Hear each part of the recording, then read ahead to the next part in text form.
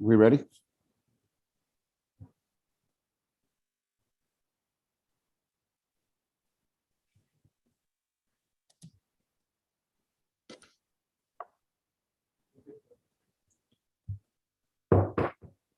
At this time, we'd like to call the meeting of April 18th, 2022 to order. City Attorney, do you have anything to report before we go to closed session? Thank you, Vice Mayor.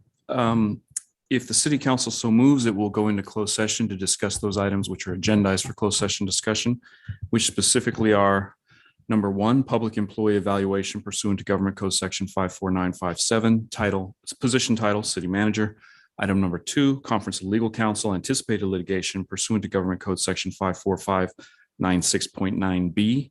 And item number three, conference with legal counsel, existing litigation pursuant to Government Code Section 54956.9D1. Title is San Benito County Superior Court Case Number CU 2200042. That's all, Mr. Vice Mayor. Before we take a motion, do we take public input on this? Is there any public input? I have no speakers, Mr. Vice Mayor. Any comments or comments from this council? If none, can we get a motion? We have a motion. Second. We have a second. At this time, we'll adjourn. Oh, roll call vote. That's right. And the second was made by Councilmember Burns? Thank you. That's correct, yes. Councilmember Resendez? Yes. Councilmember Morales? Yes. Councilmember Burns? Yes. Vice Mayor Perez? Yes. Motion carries by 4-0-0-1 vote. Thank you.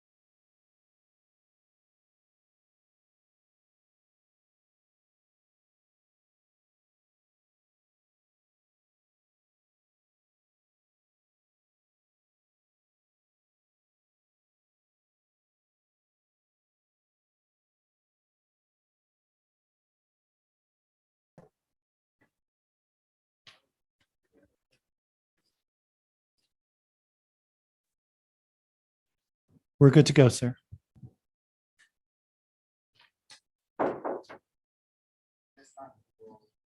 At this time, we'll resume the meeting of April 18th, 2022. City Attorney. Thank you, Mr. Vice Mayor. The report of our closed session is that the city council discussed in closed session those items which I read into the record before moving into closed session. Direction was given to staff. The city council took no other reportable action and recessed from closed session at 6:01 PM. That's all, Mr. Vice Mayor. Thank you. At this time, we'll do the Pledge of Allegiance. Dolores, Ms. Morales.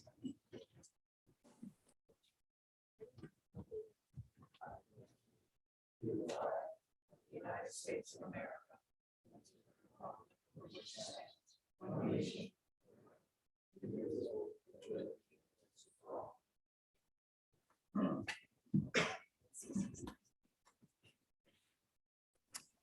Thank you. Can we get a roll call?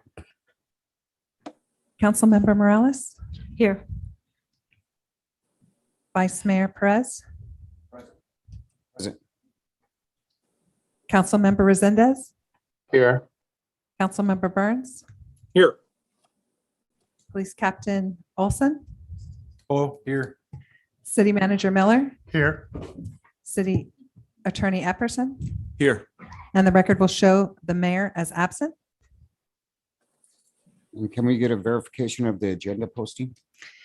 The agenda for the City of Hollister City Council regular meeting of April 18th, 2022 was posted on the bulletin board at City Hall on April 14th, 2022 at 10:05 a.m. per Government Code Section 54954.2. Thank you. And I guess I skipped ahead to the, so now we're going to move on to proclamations and recognitions. And the first one being for the VFW.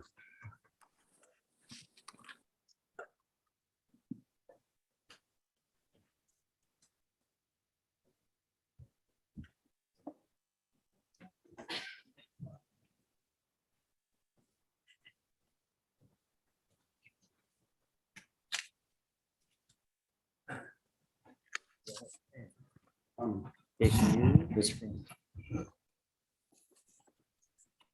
I don't know, that's the weirdest.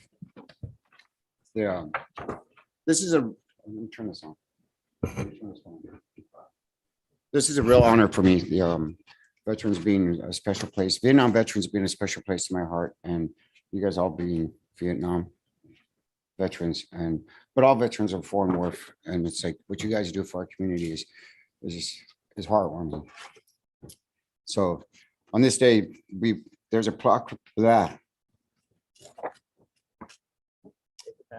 This day, the proclamation of honoring the 75th anniversary of the San Benito County Chapter of Veterans of Foreign War.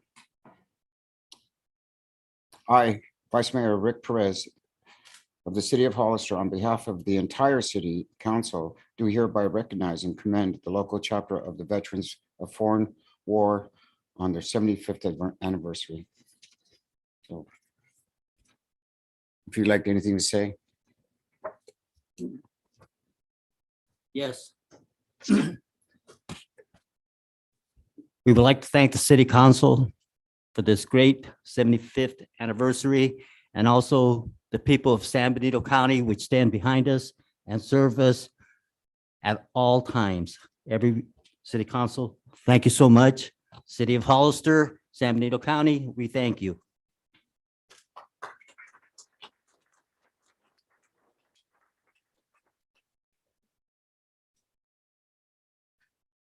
Oh, you want to get a picture of this also? Photo op.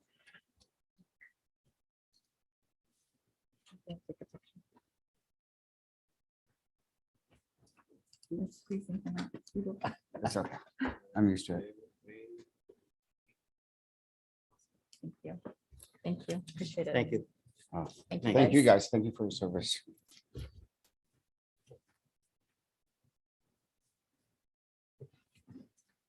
You want me to repeat what the next one is? Sure. So the next one is the citywide Unified Champion Schools Day for April 29th, 2022. And Sean's not here to receive it. I thought he was going to be.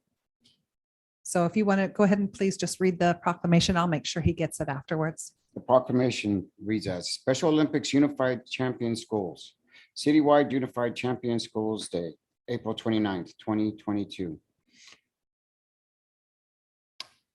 Whereas April 2022, San Benito High School Special Olympics Unified Champion School is receiving national banner recognition. The unified school brings students of all abilities together through education and sports. And Special Olympics Unified Champion Schools equip young people with tools and training to create sports, classroom and community experiences that reduce bullying, promote healthy activity, interactions, to combat stereotypes and stigmas, eliminate hurtful language, and engage young people in activities to lead to improved school climate. I congratulate San Benito High School in being recognized with the honor of being named a Special Olympics National Banner Unified Champion School. I, Rick Perez, Vice Mayor of the City of Hollister, on behalf of the entire City Council, do hereby proclaim April 29th, 2022 as Unified Champion Schools Day and urge our citizens to take an active role in creating positive experiences for youth of all abilities in education, sports, and social situations.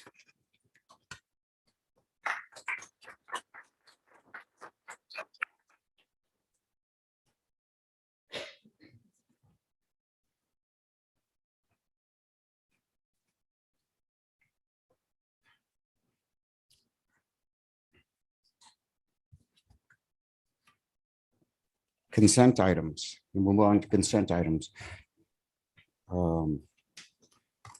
Do any members of the council want to pull any consent items?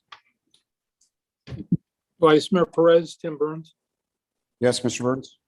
Yes, sir. I'd like to pull item A4, and I'd also like to recommend that we take out of order items G3 and G4, if it's the will of the council, after the public comment section, please. Do we need to get a consensus on that? You can just make that decision, and if for some reason a member of the council disagrees, they could make a motion to alter it.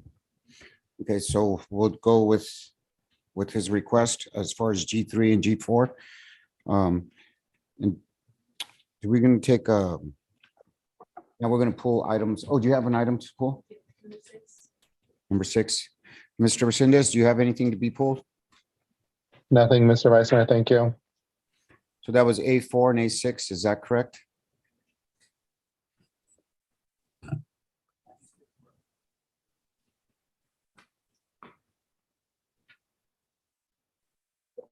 Do we have anything from the public? Anything from the public? Oh, I have nothing yes. from the public. Does any public members want any item to be pulled from the consent agenda? No. Nope. Was G4 pulled from the agenda? No, actually, we're going to move that forward so that, yeah. So A4, who? We still need to, Oh, a so we motion need a for the motion? consent. Make a motion? Do we have a second? Second,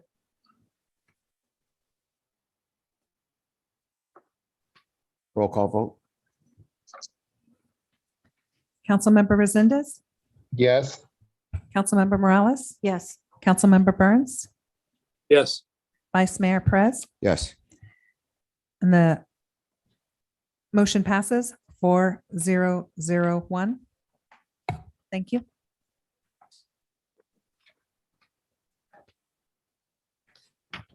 So 8-4. A4,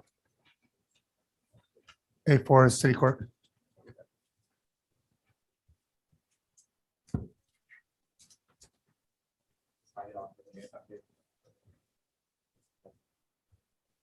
Which item on that? Sludge.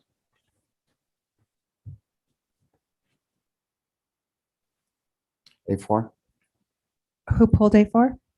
I did.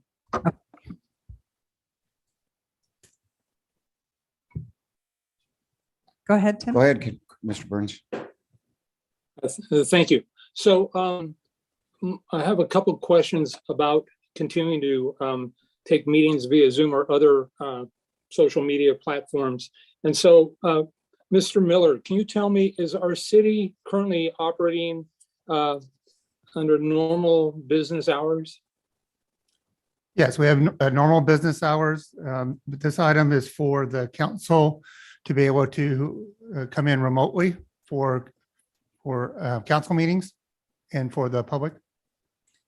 Okay, and so I certainly don't have any challenges with people coming in for the public to view the meeting, but with regard to council members, on page 52 of the council packet, it discussed local emergency. And so, Mr. Miller, can you tell me what defines or constitutes a local emergency that would warrant us continuing to do meetings by Zoom as council members or on other social platforms?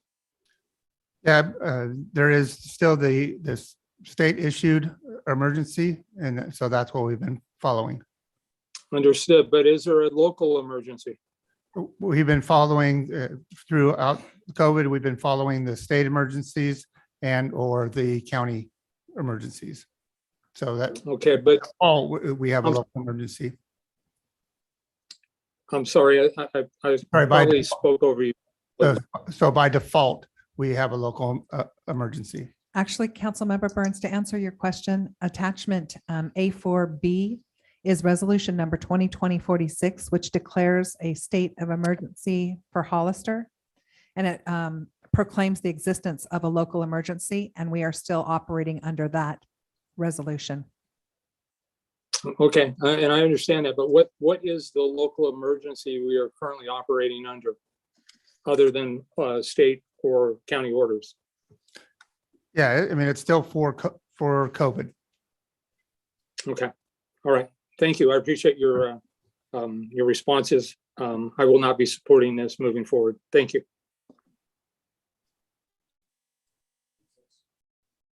Ms. Morales? Thank you. Sorry, Vice Chair. We you need to still- You need a motion. We need a or- motion and Okay. So do we have a motion to approve. approve or A4. adopt. A4? Approve or Point adopt. of order, please. Point of order.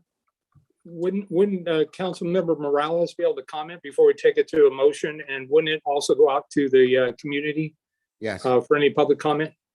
thank you. So do we have any council? Okay, So my understanding is that this is done, if we do not pass this, then we cannot do meetings over Zoom or hybrid. So if we do not pass this, then people that are not in it, people that are doing business through Zoom would actually need to come in. And so if we do not pass this, then are we talking about just no longer having the ability to have council members, or for that matter, unless we separate it, have our community members attend via and participate via Zoom? And so my understanding is that this is created so that government business at all levels can continue to function, whether it be hybrid or solely on Zoom, depending on the circumstances. So can we get clarification on that, please? I City can Attorney? clarify that for you, Councilmember. Or Rouse. City Yes, Clerk? we could continue to use Zoom or teleconferencing. However, we would have to adhere to the Brown Act, which means you would have to let us know in advance if you would be teleconferencing or Zooming in. We would have to know that in advance so that we could place that on the agenda that you would be teleconferencing in. We would need to know the location that you're teleconferencing in, and you would need to post the agenda from outside of where you're teleconferencing in from so that the public could attend from wherever you are. and that was 48 hours in advance that needs to be posted? 72 hours in 72 advance. hours. Any other comments? Vice Perez, Tim Burns. Yes, City Clerk, I heard what you said, but I thought Councilmember Morales was asking more about us taking PowerPoint presentations and other presentations, and the meeting still could be put over YouTube TV or over a Zoom meeting, as I understand it. But the real question is, could they then still provide public comment over those, if I understood Ms. Morales's question?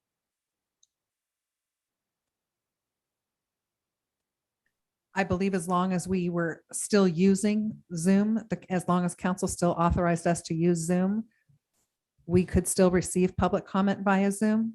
The only real change would be if we didn't pass this resolution, would be having to adhere to the Brown Act as far as council members teleconferencing or Zooming in Remotely, yes. remotely.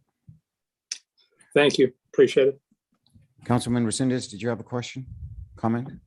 Thank you. I guess I've got a couple of comments and a couple of ideas. So I'm just wondering, so you're saying if we do rescind this, which I don't think anybody else has done that here locally, from my knowledge, we'd have to post from wherever we're Zooming in as council members, and we would have to allow the public into that location. Is that correct, Christine? That is correct. Okay.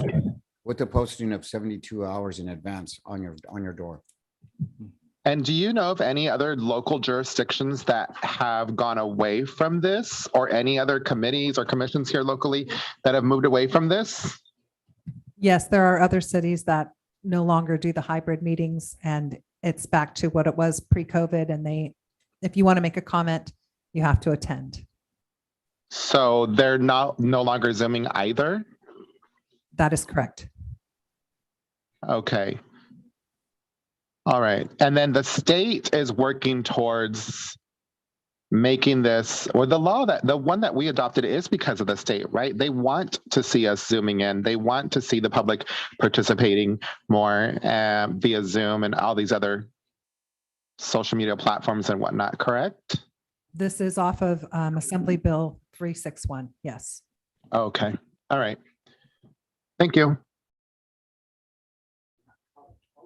How long is this emergency in effect till 2024, wasn't it? AB 361 doesn't sunset until January, I believe, of 2024. Any other comments from council? From the public? Zavon Casada?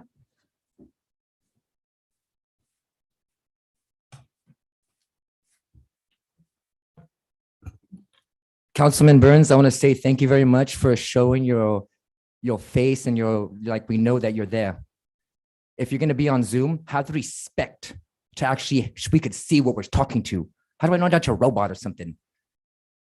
Aren't you the mayor? Shouldn't you be here every single council meeting? Aren't you our leader, Mr. Mayor Man? I can't even see where you are. And we're speaking about, what do we want to do? Not be here? Be lazy, be at home? Come on. When you come to a council meeting, you need to be here. You want to be on this board, you need to be here. Now, what are we doing? Fighting so we could just stay home now and just like talk on the phone, whatever, and say, oh yeah, and then we're not even caring. Doesn't it make sense? Isn't it logical to be here? Especially our mayor? He hasn't even came since the last time I spoke in front of him. I wonder why.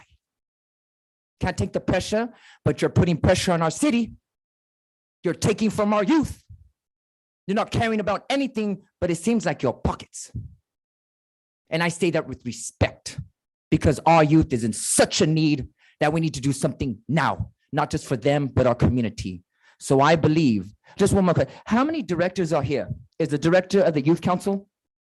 Is the director of the Art Council? Is the director of the Homeless Council? Is there any directors here to any program at all? Wow. And now we're trying to make it so that we don't have to come at all. I mean, come on, community. Aren't we together?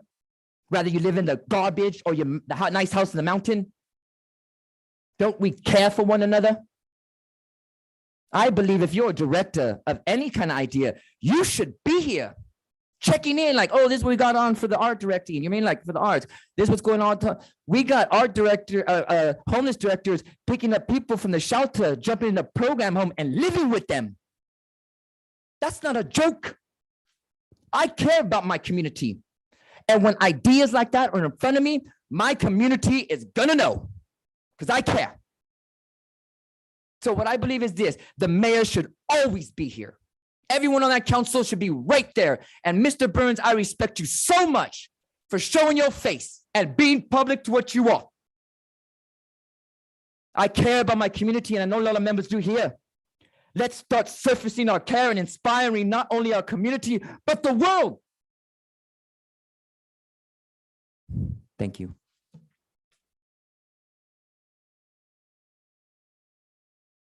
I have no more speakers, Mr. Vice Mayor.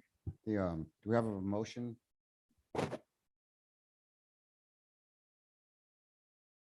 Move to adopt. We have a second?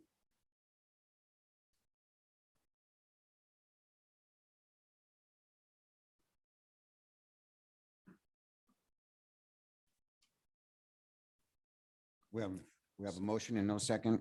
Mr. Vice Mayor, you could make the second and the vote could proceed that way. Or if there's no second at all, then the motion fails. For lack of a second, someone else can make a different motion. Or we can simply move on to the next item. Thank you. Anyone else want to make a friendly amendment or to the motion? No? Motion fails.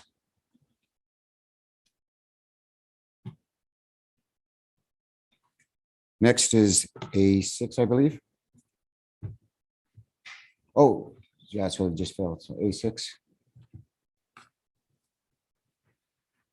So my question about this motion was from a, I guess, logistic perspective, if you can explain, and I don't have a clear understanding, so if you can help me, that would be, I'd greatly appreciate it. So I understand that this year is the 75th anniversary of apparently a lot of different organizations, and it's going to be a very important event. How are we mindful of the visitors that are going to be coming into the city, whether it's bikes or any other group of visitors that are coming in, and how we will be coordinated and working with that street in order for that, in order for it to be a eventful environment?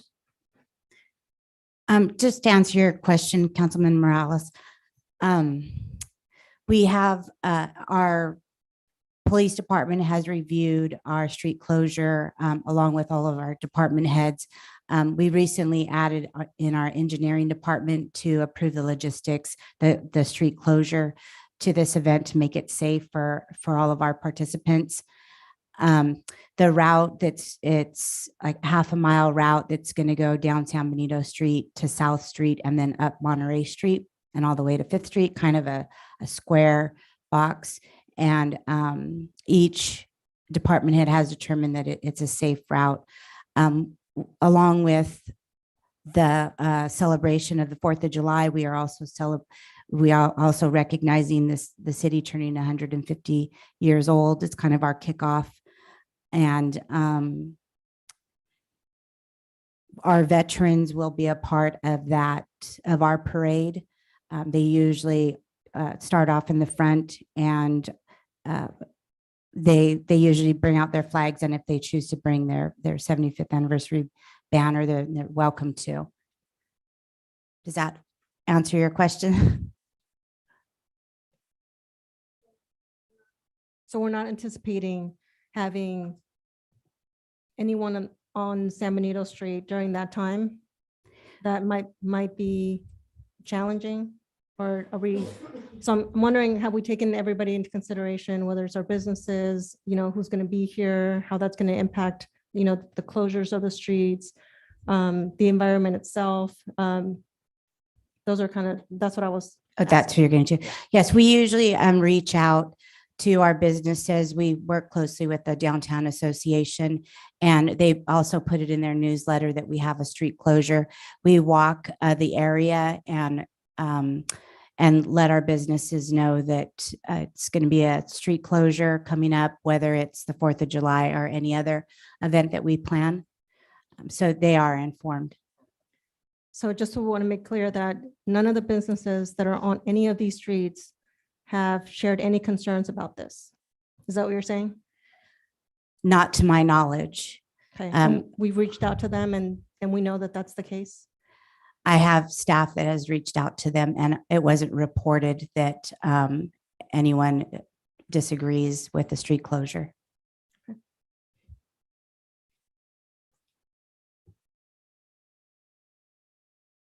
Any other questions from council? Any comments from the public?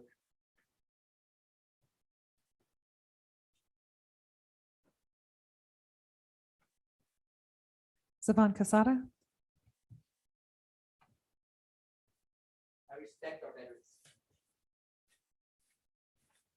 And I believe that anything has to do with the parade or anything has to do with the festival, especially if veterans, those people there, those vets, went to war. Did things they had to do there and see that, wow. What can we do but only hug them? Say how honorable they are. Say what proud people they are. We should throw a giant festival, big. Because they have a big heart, defended our country, did what they had to do to make sure we were America. I believe that anything that has to do with the parade or festival or some fiesta in Hollister, get it done. Because that brings tour. Tour brings paper, and paper brings things for the youth, rec centers that we still have with no basketball court. How interesting. So I believe that, we should put our whole, let's roll into this idea. Because why? Because we care. Because we're here. Because we're bold. Because we're brave. Because we're a community. Thank you. I have no more speakers, Mr. Vice Mayor. Do we have a motion?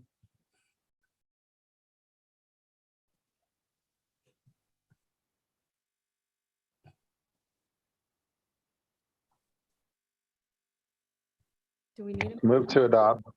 Move to adopt. A Do we have a second, Second. second.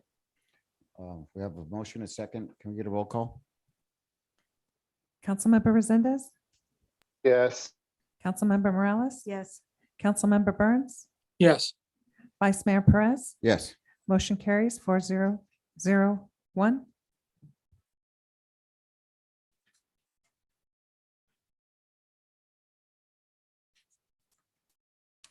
Now we move on to public input. Is that correct? So you guys got to be patient with me. I'm like sweating bullets up here. So next we're moving on to public input. This is a time for anyone in the audience to speak on any item not on the agenda and within the subject matter jurisdiction of the council. Speaker cards are available in the lobby and are to be completed and given to the city clerk before speaking. When the city clerk calls your name, please come to the podium, state your name and city for the record, and speak to the council, to the city council. If you are joining us by Zoom, please click on the bottom of your screen to raise your hand. If you are joining us by Zoom using a cell phone, please press *9. Each speaker will be limited to 3 minutes with a maximum of 30 minutes per subject. Please note that the state law prohibits the city council from discussing or taking action on any item not on the agenda. Do we have any speaker cards? Yes, Mr. Vice Mayor. First, I need to say that we have a written correspondence from Joseph Thompson. Savan Casada.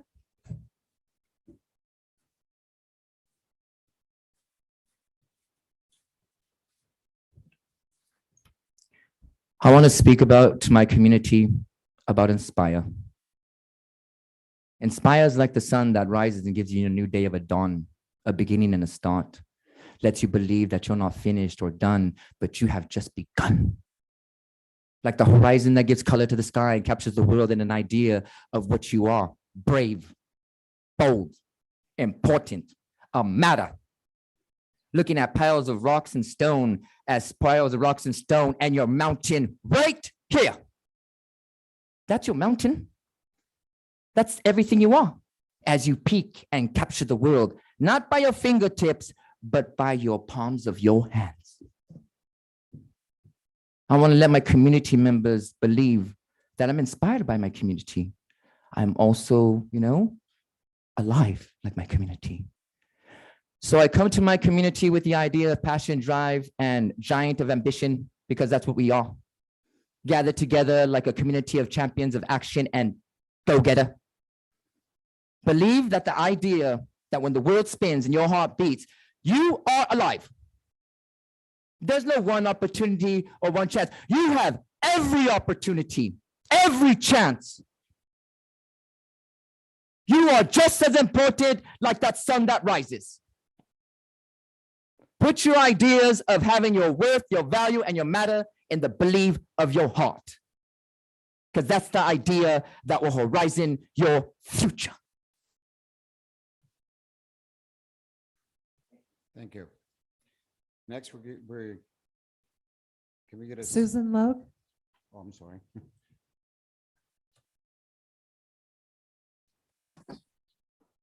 Hi, this is Susan Logue. Thank you so much, very much. Nice to see all you city council members, and thank you for your service.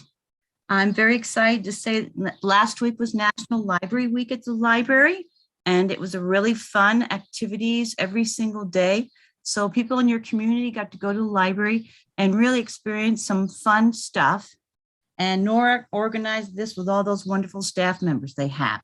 If you have a chance, you go to the library now, you'll see they have pictures of the staff workers there as children or as babies. And so you have to guess who's who. So it's been very engaging for the community and a really positive, activity that they've provided. Nora's been writing lots of grants for children and adults and increasing access to Wi-Fi and reading programs.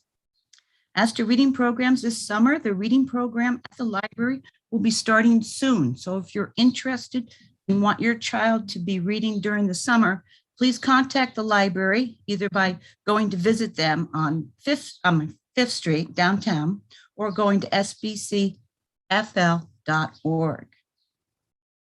Also, for downtown people or anyone, if you'd like to get a library card, you can do that by just either calling the library or going online. They also have a teen area now, so there's quite a few teenagers who are gathering in the library and accessing all their equipment and Wi-Fi services. Also, adult literacy has become very big as usual there, and it continues to be a strength. I'd like to thank the City Council for forming the Library Ad Hoc Committee, and we look forward to working with you soon. And just finally, I've been involved with the Hollister 150, and anyone out there who doesn't know what the Hollister 150 Committee is doing, they're doing great stuff, and go to find them online to find out more about the Hollister's 150th year of celebrating the downtown. Thank you so much. Thank you.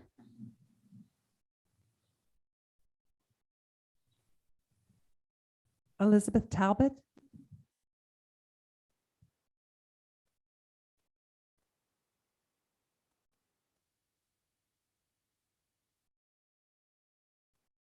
Elizabeth, please go ahead, unmute yourself.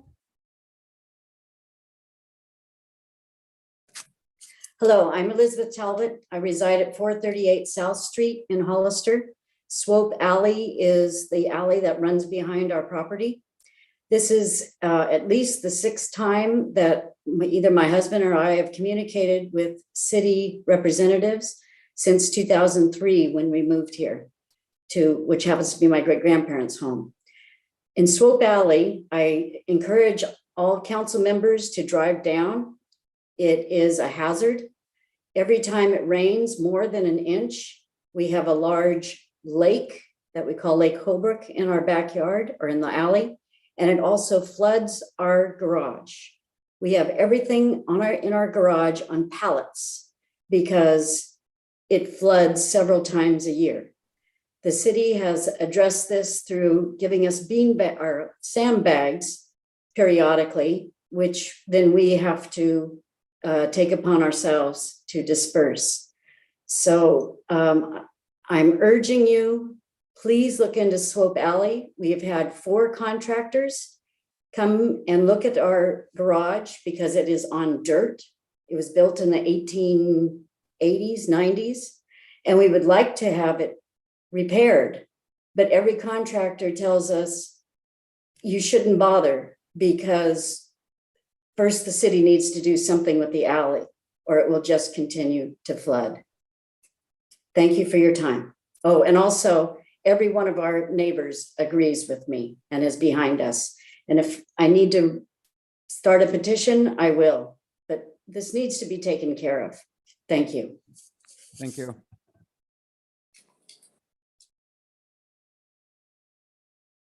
Mia Casey?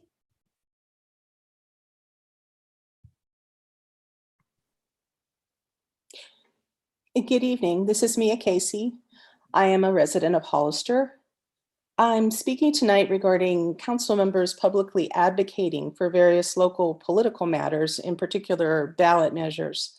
According to this council's code of ethics and conduct, speaking about advocacy, it says, when presenting their individual opinions and positions, members shall explicitly state they do not represent their body or the city of Hollister, nor will they allow the inference that they do. We currently have a video circulating on social media by our mayor. In it, he wears his Hollister City t-shirt and introduces himself as mayor. He also urges people to follow a link to sign a petition for a county initiative. We also have a council member currently running for office, going door to door to ask for support, but he's also come bearing a petition for the same initiative and is asking people to sign them. Both instances would seem to cross a line. When you use your elected position in such a way, at what point does it become an abuse of power? The California Institute for Local Government, a group that helps cities and counties to navigate the law, has this to say with regard to ballot measures and public agencies.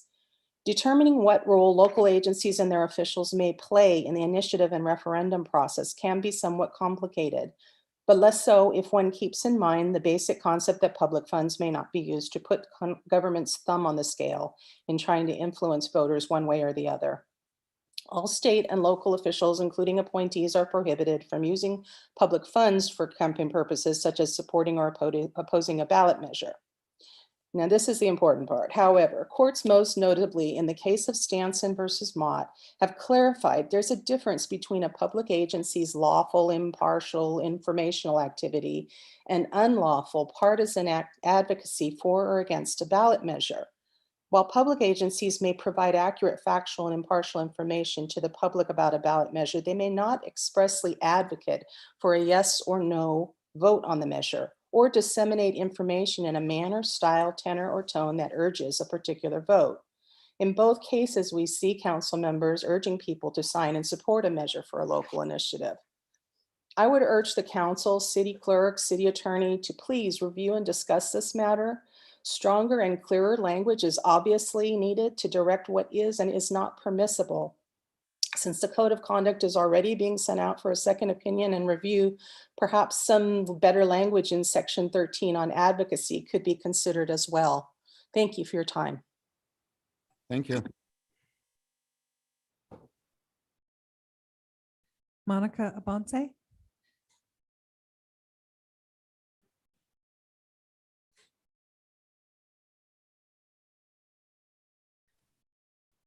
Hello? We can hear you. Okay. Hi, my name is Monica. I work with Integrated Waste Management. I'm the staff service specialist. I wanted to invite you all to our Earth Day celebration this Saturday, April 23rd. Our last celebration was in 2019 at Vets Memorial Park, but due to COVID, we haven't been able to have any in-person events until this year. The celebration will be held at Luck Park in San Juan Bautista. We will have over 20 organizations tabling with resources and zero waste arts and craft activities for all of our attendees. We will also be having a compost class and performances, and we will be announcing the winners of the Recology Art Poster Contest. We're expecting a lot of Hollister residents, and we would love to see you all there.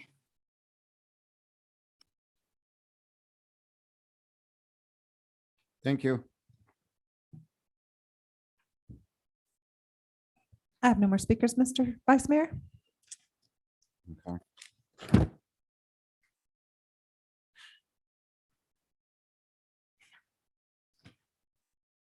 Did you want to move to G3? Yes, we are. We're going to move to G3. And we're going to skip F. And we're going to go to G3 and G4 in that order. Is that correct? Yep. Is that It's okay with me. okay?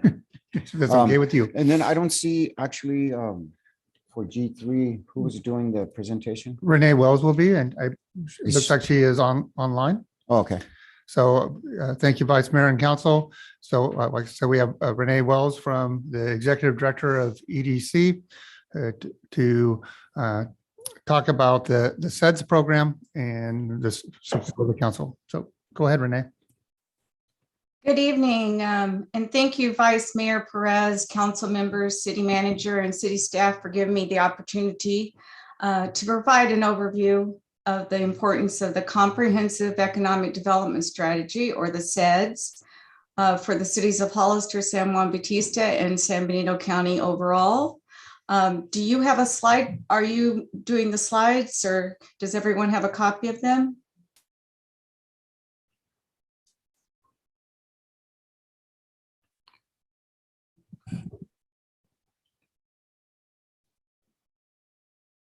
Can you hear me? Yeah, we can hear you there. trying to We're find them. checking. Hold on one second. Okay, I'm sorry. My understanding, she emailed them to you.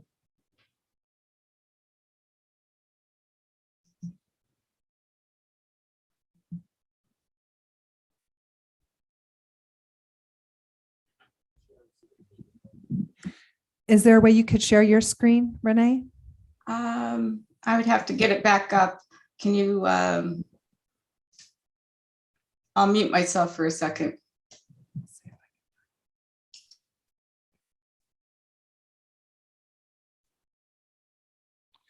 Do we want to move on to G4 while this is being?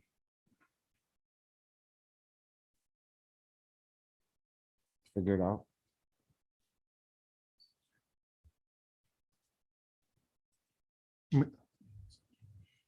Yeah, I mean, we can if that's.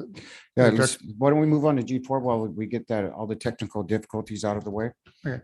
And- Renee, if you've heard that we're gonna let you find your presentation and then we're gonna move on to G4 currently.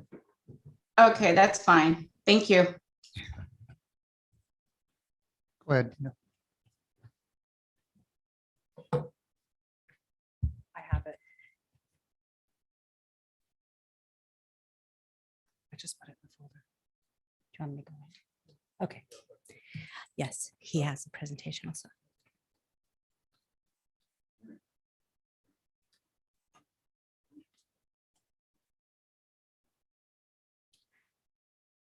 Here he goes. Good evening, Vice Mayor Perez and City Council. Tina Garza, Recreation Services Manager. For us is Diego Villalpando. He will give a presentation on the placement of a time capsule at the Veterans Memorial Building. Recommendation is for council to receive the report and then provide direction to staff. So, is this on?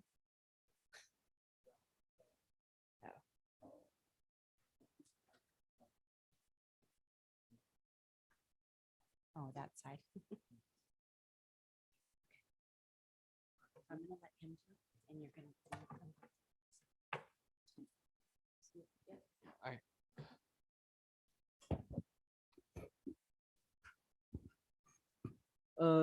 Good evening, members of City Council. I'm Diego Villalpando. I'm a current junior at San Benito High School. I'm born and raised in Hollister, and I'm involved in a variety of different extracurricular activities, but most importantly, Boy Scouts.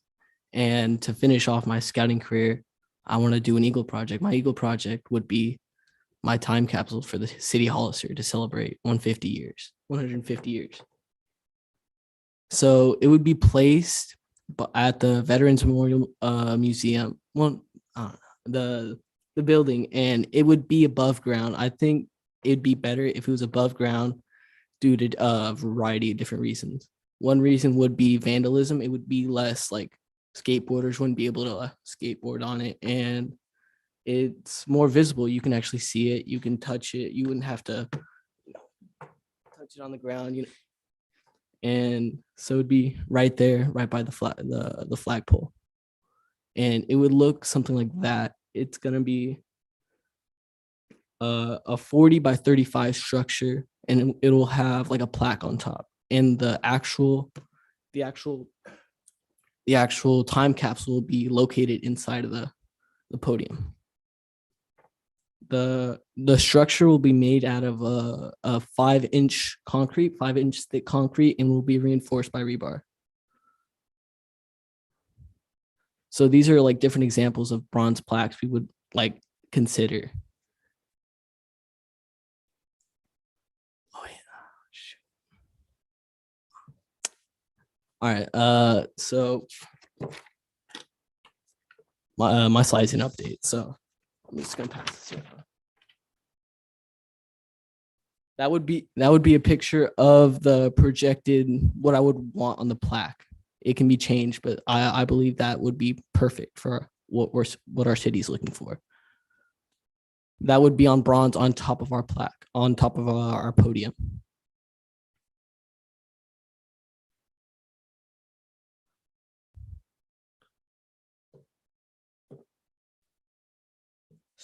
So I've estimated that the total project will cost around $4,400. And I will be looking for financial aid from the 150 committee. And the rest, if I need a fundraise, I have an idea to sell nameplates inside of the actual metal capsule. And I believe I can fundraise enough money if I'm needed. And yeah, thank you for your time. Does council have any questions for Diego? Do you guys have any questions? Thank you for the lovely presentation. Thought it was beautiful, very well done, very articulate. Who's going to be doing, or is your group going to be actually building it? Are you going to be working with someone?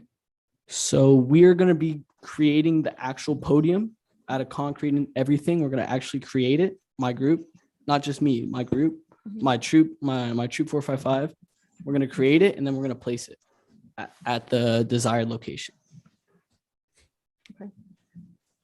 So what you're asking for is for the material costs, you'll be providing labor, and it's what you're asking for. It says total estimated cost 4,500 plus. What is the actual amount that you're? 4,400 plus. What's the plus? Anything goes wrong, you know what I mean? Plus means contingency, probably like 10%, 15% contingency. Pizza. Got it. Thank you. Thank you. So, Mr. Burns. Thank you, Vice Mayor. I guess my questions are, how are you going to secure it with the footing to the ground to ensure it doesn't mischievously disappear? And maybe that's too technical at this point, but I'm 100% supportive of your project. I think it's a great contribution from you and the Eagle Scouts to push this forward. So I support it 100%.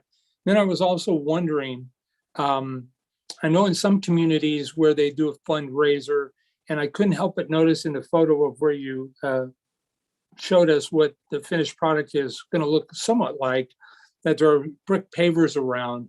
And I know in some communities, communities have sold the opportunity to place a paver down with the name of a serviceman or servicewoman that served our country, and there's a fee for that. And also often they'll allow public safety, whether it be police or fire. And so I just throw that out as a thought. I don't know that we've done that in the past, but maybe there's an opportunity to raise additional funds. And so I support it 100%. I'm just concerned about how we're going to make sure that it doesn't leave. And then I'm also wondering if it would be an opportunity to place lighting on it as well, so that it's illuminated in the evening hours. Thank you for your presentation. I agree. I think it was great. And I look forward to your project being completed. Thank you.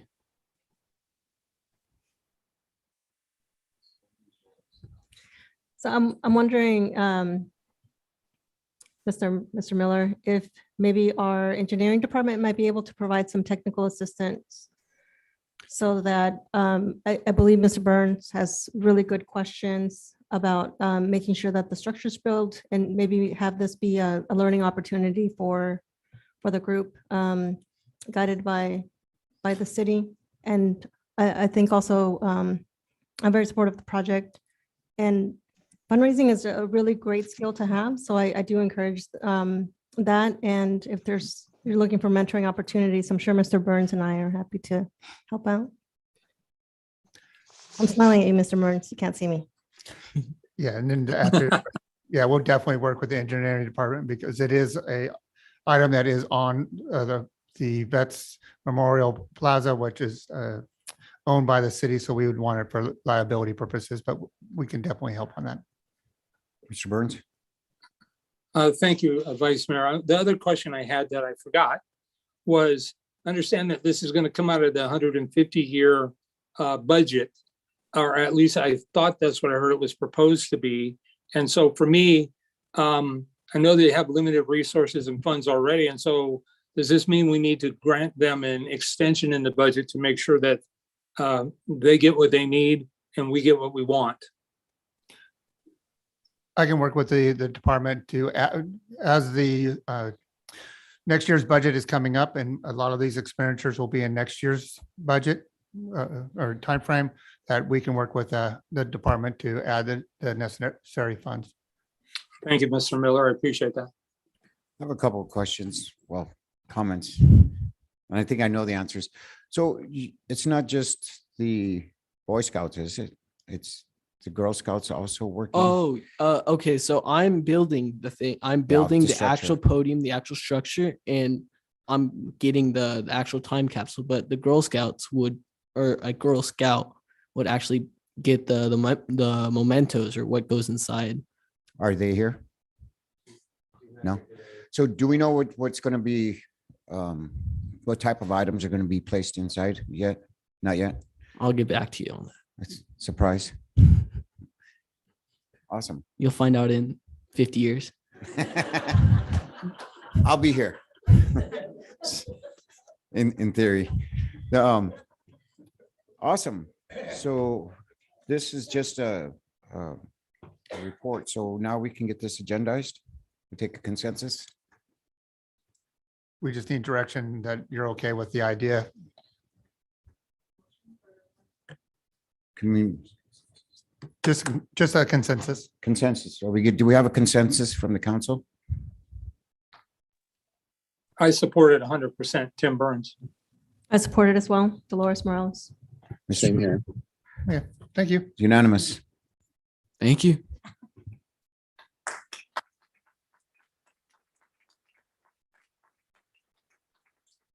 Now back to G3.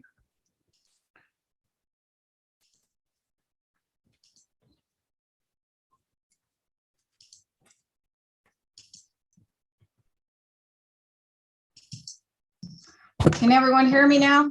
Yes. Okay, can you see the presentation? There it is. Okay. Good evening again, and thank you, Vice Mayor Perez and council members, city manager, and city staff for giving me the opportunity to provide this overview of the importance of the Comprehensive Economic Development Strategy, or the CEDS, for the cities of Hollister, San Juan Bautista, and San Benito County overall. My name is Renee Wells. I'm the Executive Director of the Economic Development Corporation of San Benito County. And I'm going to just present a little bit about the CEDS. The Comprehensive Economic Development Strategy, or the CEDS, for San Benito County is a 5-year strategy-driven plan that contributes to effective economic development in communities and regions through a locally based, regionally driven economic development planning process that engages economic agencies, stakeholders with an economic interest in the city of Hollister, San Juan Bautista, and San Benito County as a whole, including community leaders, educators, and the public, private, and nonprofit sectors, to have a meaningful conversation and debate about what best serves economic development in their area. And it establishes a strategic economic development roadmap for regional collaboration and prosperity, and builds on the strengths of the county as well as the cities of San Juan Bautista and Hollister, and identifies gaps in resources or expertise. Why is the SID so important and how often is it updated?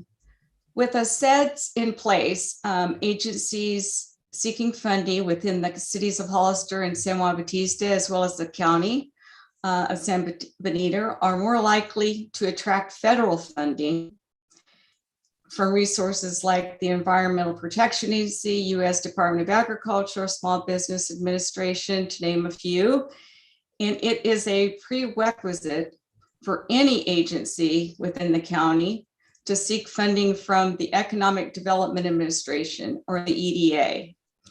The SEDS must be current, must be updated every 5 years, and it must be adopted by the county officials and reviewed and approved by the EDA.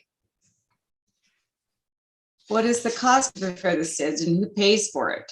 The average cost of the SIDS is about, to do a SIDS and to update it is about $100,000, which covers hiring a qualified contractor that's selected through an RFP process, who knows the county and can commit to 5 to 6 month timeframe to develop a sustainable working document for the region. San Benito County's current SIDS expires December of this year, and the EDC, who managed the last SIDS update for the county, has committed to overseeing the update of this county SIDS covering the next 5-year period from 2023 through 2028. The Economic Development Administration offers grant funding to support 80% of the cost of preparing the SIDS, and the remaining 20% must be funded through matching funds committed by the organization preparing the SIDS and or support from city, county governmental agencies who benefit from the SIDS. The EDC devoted $15,000, $5,000 in cash and $10,000 in staff time toward this effort, obtained a $5,000 contribution from the city of San Juan Bautista, and submitted a grant application to the EDA for the remaining $80,000. We are waiting, it's in review right now. We should know by May 1st whether we have the grant. We has recently sent out the RFP to request different consultants to help us prepare the SIDS.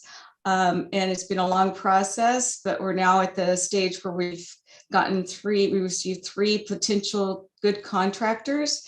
We'll be working with them and interviewing them next week and picking the final contractor actually at the end of this week. Then we consult with the EDA, move forward with selecting the contract, announcing it, hopefully with the final SIDS submitted to the Economic Development Administration and to the Board of Supervisors in October. Who engages with the contractor to develop the SIDS? The contractor will work with the EDC and the SIDS Strategy Committee, which is made up of main economic interests in this county, including cities of San Juan Bautista and Hollister, those from the private sector, city and county officials, community leaders, the public, workforce development, educational institutions, and so on. We put the SIDS Strategy Committee together to conduct reviews of existing research, strategic plans and programs, develop a regional plan of action and implementation plan for the county, identify economic development goals and objectives, develop and implement the framework for a business retention program with resources and incentive programs for businesses, develop a viable SIDS that will create a strong sense of regional cooperation and partnership between businesses and government, and develop performance measures for the SIDS over the next 5 years. What does the SIDS include? It includes a background of the economic conditions of the county, an in-depth analysis of the county's strengths, weaknesses, opportunities, and threats, which are commonly known as the SWOT analysis. We develop a strategic direction action plan that builds on the findings from the SWOT analysis and incorporates and integrates elements from other regional plans to identify stakeholders' responsibilities for implementation, timetables, opportunities for the integrated use of other local, state, and federal funds. And finally, it provides an evaluation framework to define performance measures to evaluate the implementation of the SEDS and impact on the county economy. The review process for the SEDS includes public review. We give 30 days, we must give 30 days prior notice to have the public review it and comment. We have the SEDS is reviewed by the county officials and city council before it's submitted to the Economic Development Administration. And it's reviewed by the EDA and approved by them and then it becomes the current SEDS for the county or the working strategy for the next 5 years. If you would like a copy of the current SEDS, it's on the EDC's website, which can be found at edcsanbenito.org and on our resources page, and I'll be happy to forward it to anyone that asks. I'll now take questions. I would also like to recommend that one or two of the supervisors, maybe a city staff or one of the other, sit on our SED strategy committee. It's a large committee that has a lot of organizations, business organizations, the Hollister Downtown Association, the Business Council, the Chamber, CalEd, which is the California Association of Economic Development. There's just a lot of different organizations, including community foundations, that have a stake in our community and county. And I think it's worthwhile for one of the cities, the city representative to be on there also. So I encourage them, if I reach out, that someone will want to sit on that committee and help us with the strategy for the next 5 years. Does anyone have any questions? Thank you. Questions from the council?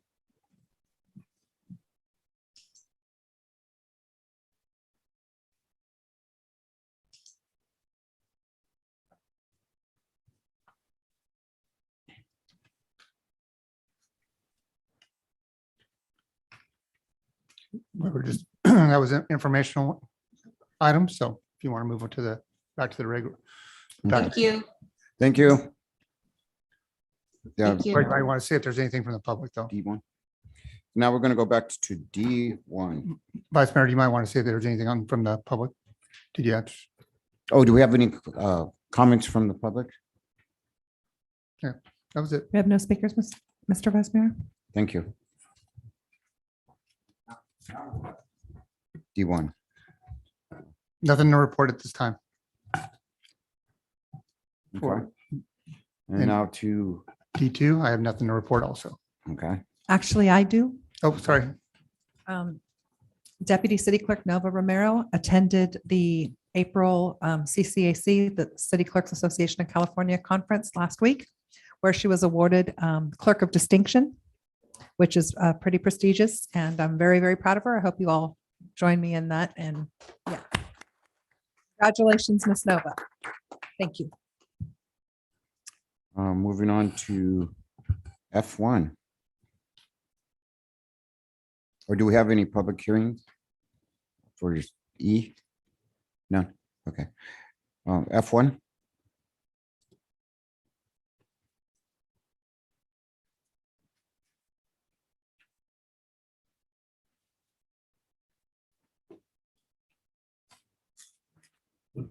Good evening, council. My name is Henry Gonzalez, interim public works director. F1 relates to the removal of 3,000 dry tons of sludge that's sitting inside of our SSB reservoir currently. We need to get that removed. We have areas in there right now that you can actually see the top of the sludge. So we have very little water cap on it, which is creating odors and other issues for us. We're asking for the 2.7 million to remove that. Cinegrove has been working with us for several years. They've done this in the last two times we've done this, and just recently they've worked with us on an industrial pond. They've been a very steady contractor for us, which is awesome for the most part. Um, after this, we have actually started to implement our conveyor belt. They started building that about a week and a half ago. Once that is established, we'll be able to remove the sludge on our own and then process it and eventually get it somewhat to a Class A process and do land application with that sludge. So that will save us a lot of money, tons. Any questions? Do I have any questions from the council? Mr. Burns? Thank you, Vice Mayor Perez. So I do have probably 6 or 7 questions. So I want to confirm that this sludge is not, the cannery has nothing to do with the creation of this sludge. Is that correct? Yes, that is correct. This is domestic waste.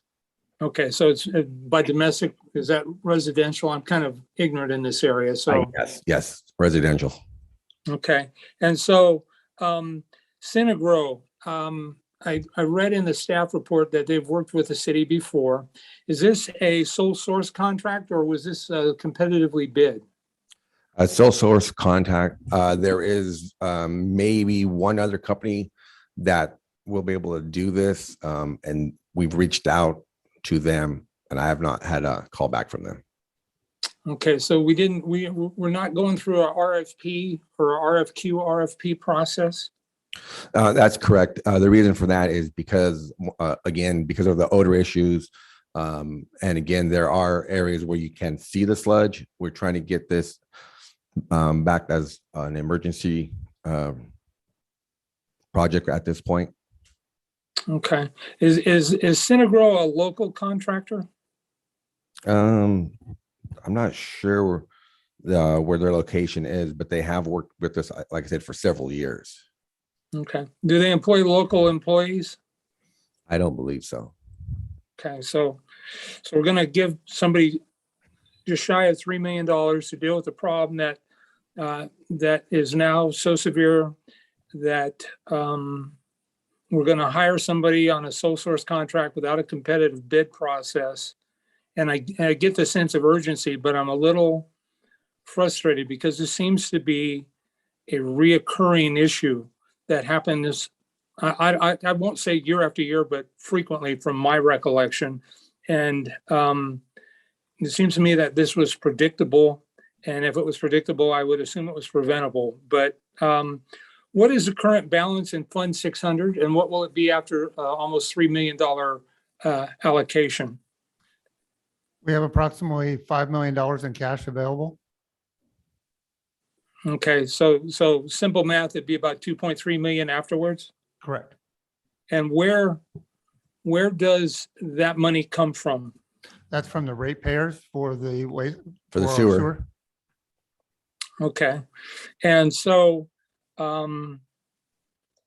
you talk about new equipment and there's actually a line on page 95, I think it is, talks about a possible fee reduction if they can use the sludge somewhere else. Can you speak more about that, please?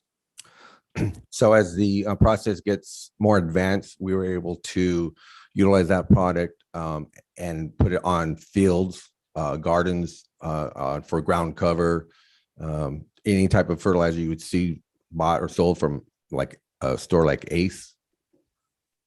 So it's very similar to what we have going on the Bolsa Road. Okay, I'm not familiar with what's going on Bolsa Road. Can you enlighten me? It's sorry, skips my Z-Best. Thank you. Yes, on Z-Best, they process the exact same product there, and they seem to be full force. I see trucks coming and going daily on that. On 25 from that factory. Okay, so in the staff report, it talks about the potential with new equipment to reduce the need for outside contractors. Is there a difference between reduce the need and eliminate the need? And what are we really talking about here? Well, eventually it'll be completely on us. We'll be able to take care of everything. Right now, we need to get room in that basin to again eliminate the odor and have more capacity. With the equipment that is being installed currently, we'll be able to remove it from there, press it, and dry it out, and then eventually get rid of it or sell it. Okay. And so how long are we anticipating this project will take from beginning to end, assuming council approves it? They started the process of installing the equipment a week and a half ago. My understanding is about 45 more days, it'll be complete. The installation or the removal? The Okay. installation of the equipment, yes. Okay, the installation. So the project can't go forward for at least 45 days to actually physically start to remove the sludge. Is that correct? Correct. Okay, so 45 days from now, help me out. That's going to put us about a June 1 start date. Correct. Okay, and then how long do they anticipate it will take to complete it once it starts? It'll be continuous. Okay, And that's the benefit of approving this is once that equipment is put in there, that stationary equipment, that'll be continuously used by the operators of the domestic plant. okay, by the operators of the domestic plant, but how about the outside contractor that's going to do the sludge removal? Yeah, I'm just gonna make sure, I'm gonna repeat your question to him in a little bit different way. So how long will it take Cinegrove to remove the 3,000 dry tons? Is that what you're asking, Councilmember? Yes, Okay, yes. that's where I thought you were going with. I'm not sure what timeline that is. I can give you that information once I give them a call. Okay, if they miss on their deadline, is there a penalty clause in the contract? Again, I'll double check on that. I believe there is. I believe there is a set date. Okay, well, I understand a set date, but a set date and a penalty clause are not necessarily one and the same. So, all right, I don't mean to be difficult about this, but it does frustrate me. This seems to be a reoccurring conversation with different causes for, in my perception, decades. And so my frustration isn't with you, sir. It's with something I think that's predictable and could be far more assertive. And the reality is if we're not going to get started in the project until June, the smell will already be there. And it is absolutely a quality of life issue. And so anyway, thank you for your comments. I do appreciate it. Thank you. Well, Cinegrove can start fairly quick. Yes, they will be able Sorry. to start very soon. Yeah, it's for the equipment that they're adding will be in June. Yes. But for them to start removing the For the sludge. the sludge out of the pond, that's fairly Yes. soon. Yes, they can stage immediately.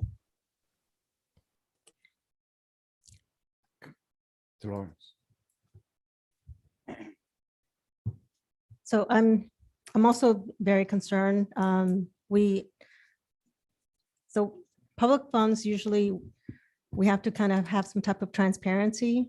And so if we don't have an understanding of what the lay of the land is in terms of who can provide this work, how can we assure that there aren't, potential whatever's fill in the blank in terms of how, the utilization of the funds in terms of who's awarding it and the quality of work. I also like to see a copy of whatever agreement we're going to be entering to make sure that that agreement fully represents the city and our best interests. I also like in terms of the analysis of the consequences for any delays. So let's say that if we do decide to do this a little bit later, what are the consequences? Because I'd like to weigh that out to see if whether we should do an RFP or an RFSQ or even an RFI to make sure that at least we do our part because these are public funds. And I'm in agreement. I think that with Mr. Burns, if we are looking at predictable projects, that should be part of our budgeting. And we should not have these requests coming in during the year off budget season unless they are emergencies. And so I like to have a better understanding of the consequences if we do not act right now on this issue and potential delays if we do an RFP, an RFSQ, or an RFI. And what does that mean? So currently, if we do not begin the removal of some of the sludge, again, the odor will be Bad. worse than it is currently. there will be almost no space to put more sludge in it. And we do process that on a daily basis.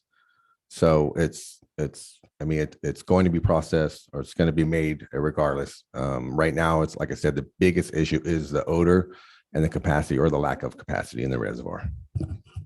You, it may not be you, but can anyone share why this wasn't part of our budget process? Why we're looking at this now at this point in time and it wasn't addressed earlier or planned for? Yeah, so part of the budget, a year and a half ago, we did budget for this equipment that we are now receiving. Due to different circumstances, material was not available. We placed this order like approximately 15 months ago, and we barely received it 2 weeks ago. My question is more towards the, I drive by there, so I see The mounds. Yeah, they see the mounds out there. So why, do we have a measuring process so that, you know what, we can monitor this before it gets to this point? How do we change that? I mean, I want to know how we don't get to this. I mean, is that by simply just adding our own equipment? And Correct. It's going to be constantly Yes, going? it'll be part of the process continuously. It's not going anywhere. It's not a rental piece of property. It's going to be our property. It's already starting to be installed. We'll be hauling it off site, and eventually it'll be a class So one. pretty, this will be Cinegrove's last year with us. But it potentially likely. should be, yes. Yeah. And then, so we'll process it ourselves, and then we'll have it, we'll pay to have it taken to Z-Best or some. Yes, when it gets to that step, yes. Yeah, or we could possibly use it ourselves for our parks. As long as it gets approved for ground cover, yes.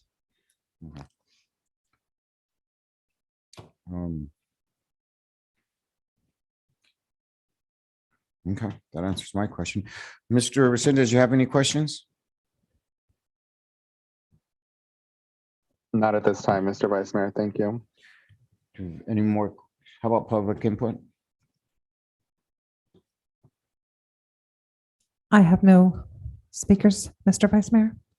Any final comments? Yeah, I would ask that if anybody does make a motion, that we make sure we put a liquidated damages into the contract if we move forward, so that they finish on the time that we state. Do we have a motion?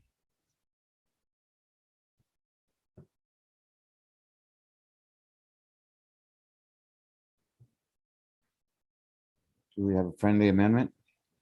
Mayor Velaz, or Mayor, Vice Mayor Perez, Tim Burns. Yes. So I guess one of the questions that before we move forward with a friendly amendment, possibly, if council doesn't move forward with this, Mr. Miller, what's plan B to address that smell? I mean, I've already said I'm really frustrated by the fact that here we are in mid-April talking about something that I'm pretty clear on what my thoughts are, I think. So what's plan B? I mean, one of my frustrations is we're talking about awarding a company on a sole source contract $2.7 million to do work that we knew was going to need to be done sooner. And I'm not convinced that that's good public policy. And so if this council doesn't move forward, what's plan B? Plan B would be used equipment that was brought in to try to get that caught up, but it would take a lot longer than going with the dredging. So what's a lot longer mean? I mean, again, I'm concerned about the smell, and I don't want to be an obstructionist, but $2.7 million is a lot of money. Correct. And I mean, this has been a process we've done about what's the last time we did, 5 years ago? Yes, 5 years ago. So yeah, we usually do this rotating is about every 5 years. So this is the same process that they were doing when I got the tour from you before, except it was on the other ponds, correct? Correct. Yeah, okay. What would it take to put this out for RFP if we put it in a short time span? We could have one on for May 2nd. and, like I say, have a tight turnaround. That would be my friendly amendment to put it out to public for a request for a proposal and bring it back on a tight frame, because again, I'm just not enamored with a sole source contract for almost $3 million without doing some due diligence, as I view it.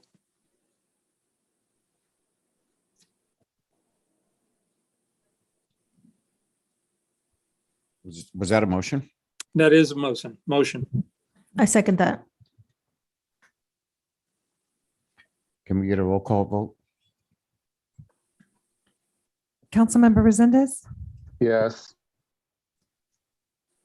Councilmember Morales, Yes. Councilmember Burns, Yes. Vice Mayor Perez. Yes. Motion carries 4001. Thank you.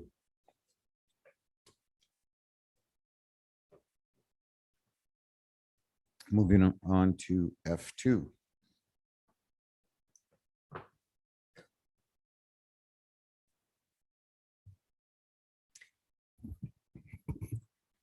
Good evening, Vice Mayor Perez and council members. Tina Garza, Recreation Services Manager. The item before you is resolution number 2022-63. So a request for a supplemental appropriation from the general fund in the amount of $140,000 for improvements at the community building at Vista Park Hill. I do have a PowerPoint presentation. I took a couple of pictures. These are recent pictures of Park Hill, the barbecue area. Currently, our only rental space within the city of Hollister is Dunn Park Clubhouse.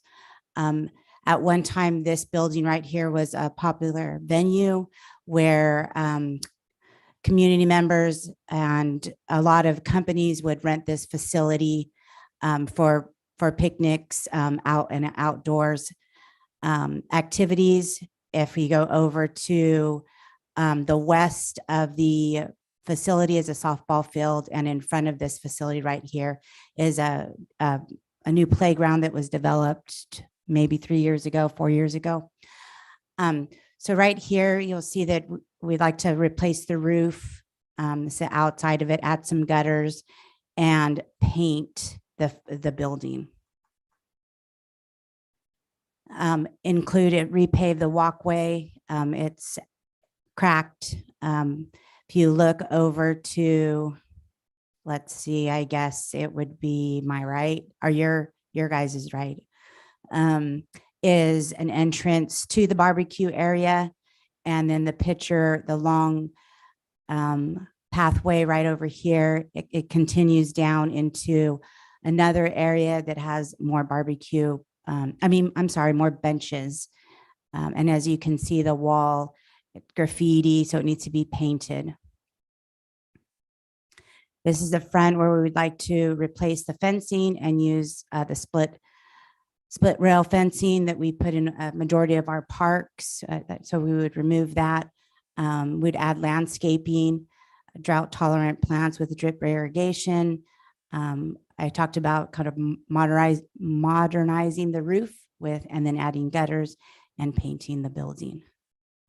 The bottom picture, it shows some benches that were our parks department had replaced, and now they're missing again. So we'd have to fix that also. That continues the bottom right-hand corner.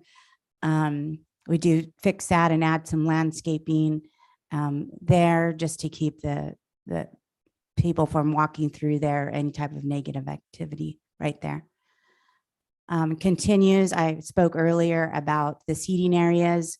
The top, I guess would be my left hand, is an area that has some benches, and I would suggest we add another 2 benches in there. On my right side is the top corner. Additional benches, those are in really good condition. They look good. Some have graffiti, so we'd have to do some graffiti removal. And the bottom center would be another continuous with a landscape and beautifying the area. Again, that shows some graffiti removal that we need to take care of and that I've talked about earlier. Here is the inside of our barbecue area. Like I said earlier, at one time, this is a popular venue. The community enjoyed the area. It's an indoor barbecue area, but as you can see, it's not a rentable space. The roof is beginning to cave in, a lot of water damage, and update the electrical. As I continue showing the pictures, I would like to, or would have staff like to replace the grill, clean the hood and barbecue pit, and then another picture I'll show that we'd like to reinforce fencing. So over here, to my left, you'll see the roll-ups. You'll see the barbecue pits; those need to be replaced, and then the hood needs to be cleaned. And the far right picture, right there, there's that's kind of where there's been some negative activity and different groups come in there and kind of kick that fence in, and a staff is constantly repairing it. Let me see. I need the bar. We talked about the grill up top. I mean the hood, and then to the right, you'll see the roll-up windows. Those are all workable. They're in really good condition still. Those steel countertops are in good condition. They just need to be wiped down and cleaned. The inside of the building is in great shape. It's more cleaning it and painting. And that is the end of my presentation. I can answer any questions.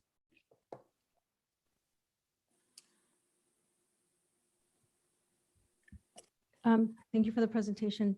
I'm wondering, have we applied for any grants for any of these types of projects? I know that there's at least 4 or 5 available right now. We did. We considered this when we applied for our per capita grant over for the Dunn Park Clubhouse renovation. We looked into this building first, but it didn't meet the qualifications the way Dunn Park Clubhouse did, because it was for the underprivileged area. But so that was one grant that we looked into. We've applied for it. It has nothing to do with the building, but trails to connect and to clean up our trails along Park Hill, and we were not awarded those grants. I have a couple more for you to apply. I'm happy to help too. Thank you. Councilman Burns. Thank you, Vice Mayor Perez. So do we have a park master plan? Yes, sir. We do have a park master plan. It was adopted May 20th, 2019. Okay. And so as part of the master plan, do we have regularly scheduled improvement projects? Yes, there is. There is a timeline that shows different phases to actually Vista Park Hill, and then other improvements at some of our other parks. Okay. And so is this one of the capital improvements that's in that plan? Yes, it is. Okay. How old is this building? I am not sure. I can get that information. I did try to research that information, but we won't have it. Yeah.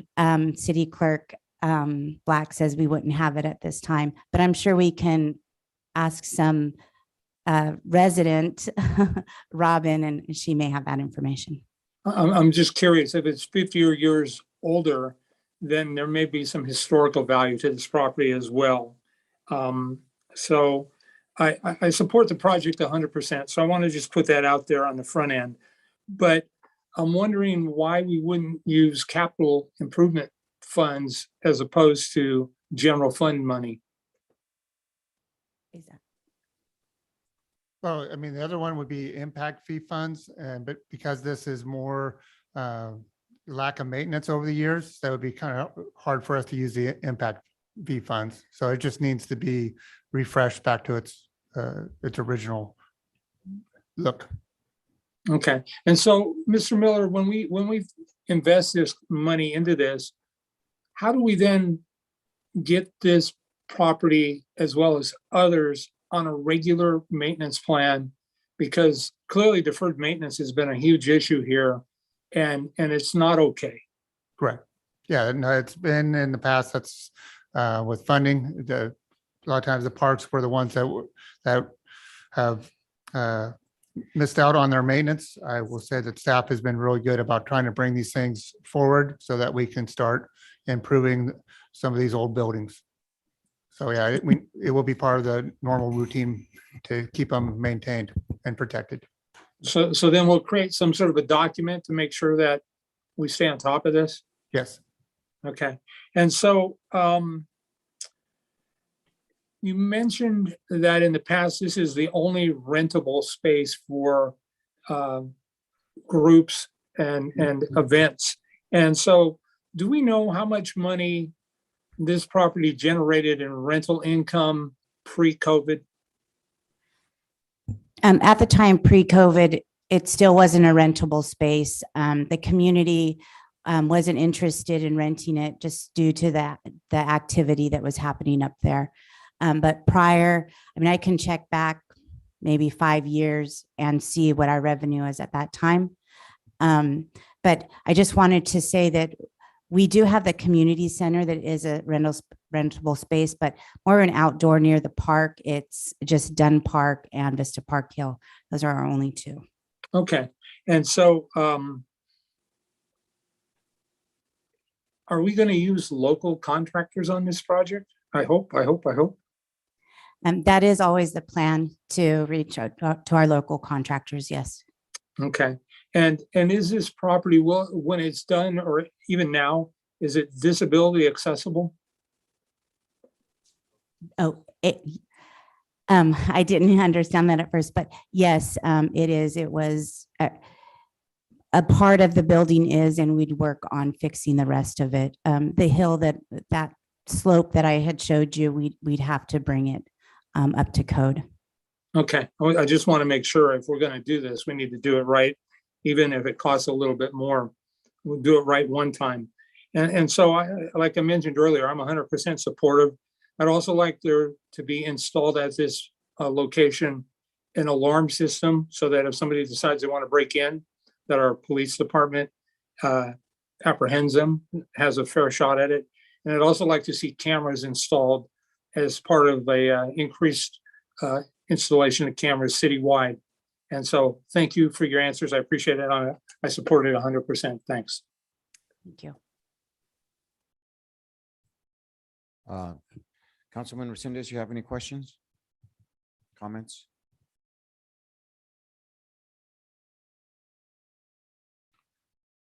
I have a couple of comments. Mr.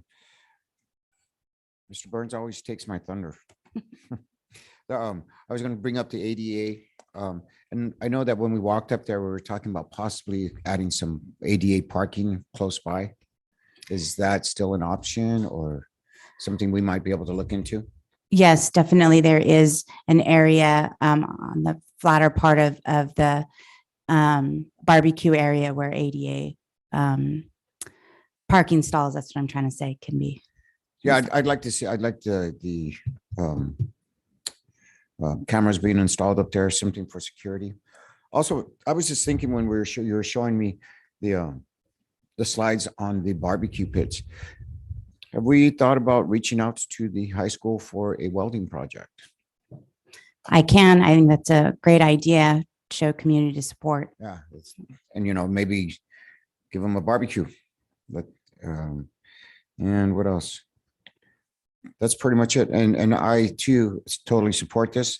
And I remember this park in the day. It was the place to go. Yeah. I mean, Easter services, sunrise services up there, family barbecues and all that stuff up there. So this is, even if it doesn't qualify with the state as historic, it's historic to our community. And it's it'd be neat to see families getting back up there to do these traditions of these big Easter celebrations or birthday celebrations, whatever.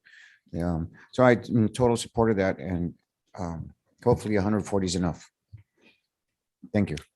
Any other questions, comments from the public? I see no speakers, Mr. Vice Mayor. So can we get a motion? Move to So- adopt. Second, Second, roll call vote, please. Councilmember Resendez, Yes. Councilmember Morales, Yes. Councilmember Burns, yes. Vice Mayor Perez. Yes. Motion carries 4001. Thank you for your support.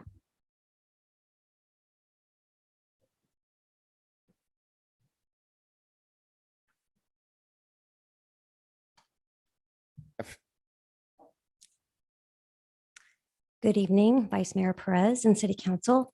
Renee Perales, CIP Manager, Administrative Services Department. Tonight before you is Resolution 2022-64, which will authorize staff to call for sealed bids for the Sally Street Traffic Calming Project, CIP 2201. The city engaged Kimley Horn to analyze the need for traffic calming measures on Sally Street and to determine the specific measures that should be implemented.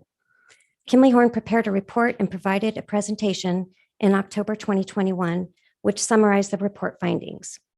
The City Council approved the Sally Street Traffic Calming Report and authorized the implementation of the recommendations. This project is designed to calm the traffic on Sally Street from Hawkins to Nash Road. The traffic calming measures include traffic circles at Hayden, Park, and Olive Street, speed cushions, rubber curbing, crosswalks, and bike lanes. The project will also include new or updated handicap ramps at the intersections in the project area. The plans and specifications are complete. The engineer's estimate for this project is approximately $1.3 million. Once bids are received, staff will come back to council for approval of a construction contract and for an appropriation of funds from Fund 304, the Traffic Impact Fund. Do you have any questions? Questions from council? Mr. Vice Mayor, Yes. thank you.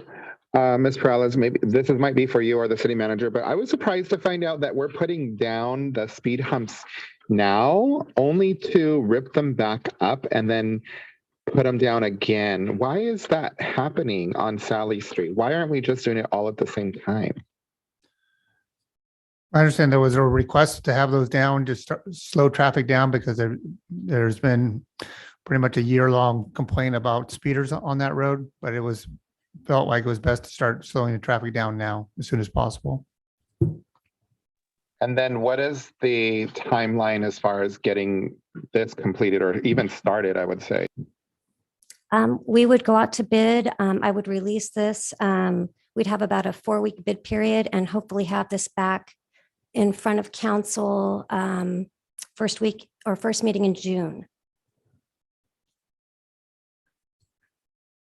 Okay, it really honestly seems like a waste of resources and staff time to me.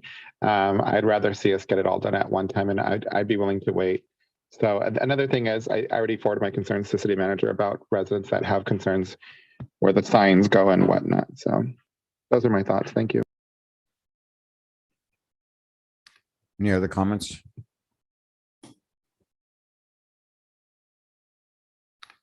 Any comments from the public?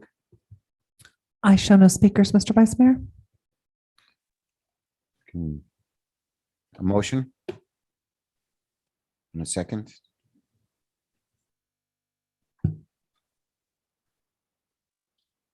So moved. Second. Roll call vote, please. Councilmember Resendez, Yes. Councilmember Morales, Yes. Councilmember Burns, Yes. Vice Mayor Perez. Yes. Motion carries 4001. Thank you. Thank you.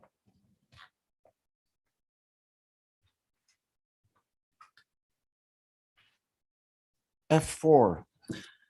Thank you, Vice Mayor. So this item is a resolution, as we've said before, that the city is going to receive about approximately $9.7 million in American Rescue Plan funds. So we're asked council had given us direction to go ahead and use those funds as revenue replacement. So this resolution is to set up the fund 312, accept those funds, and to actually put them in as revenue replacement so that we can do spend those funds basically as we please in the future. Any questions? Questions from council? I might be dreaming, but didn't we do this already? Or is this? It was brought to you, but it did not move forward with Okay. the contributions that basically for the next agenda item. We broke these apart this time. Okay. And then are the other elements that we asked for? So I do see the premium pay for employees. Did the other restaurant or? Yeah, our business- plan is to bring Okay. that for May 2nd. Okay, got it. Thank you. Any other questions from council? Question or comments from the public? I show no speakers, Mr. Vice Mayor. Can we get a motion in a second? I move. I'll second. Can we get a roll call vote, please? Councilmember Resendez, Yes. Councilmember Morales. Yes. Councilmember Burns, Yes. Vice Mayor Perez. Yes. Motion carries 4001. Thank you. Thank you.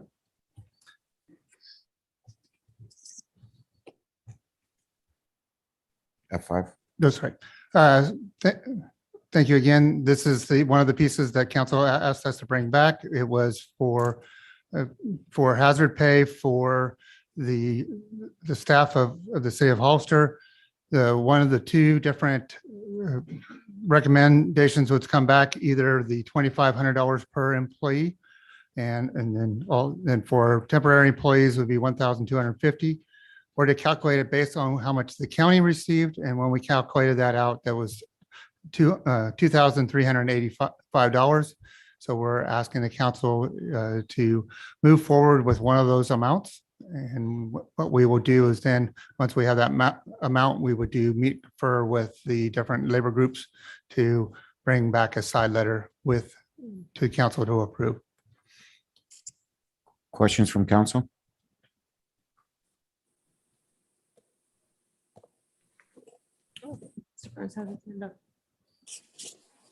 Oh, Mr. Burns. Thank you, Vice Mayor. So, Mr. Miller, please confirm for me that all of our city employees are identified and recognized as mandatory disaster service workers. You are correct. And they are made aware of that when they take employment with the city, correct? Correct. And then we also make them do the oath so that they understand that. Okay. And now, as a result of COVID, did any city workers get laid off or terminated as a direct result of the pandemic? Yeah, we did not have anybody laid off due to the pandemic. Okay, and are you aware of other cities that did layoffs because of the pandemic when it first hit? Yeah, I think the most made the news the most was Monterey for their recreation department. Okay. Were any of our city employees' salaries interrupted or not paid as a result of COVID?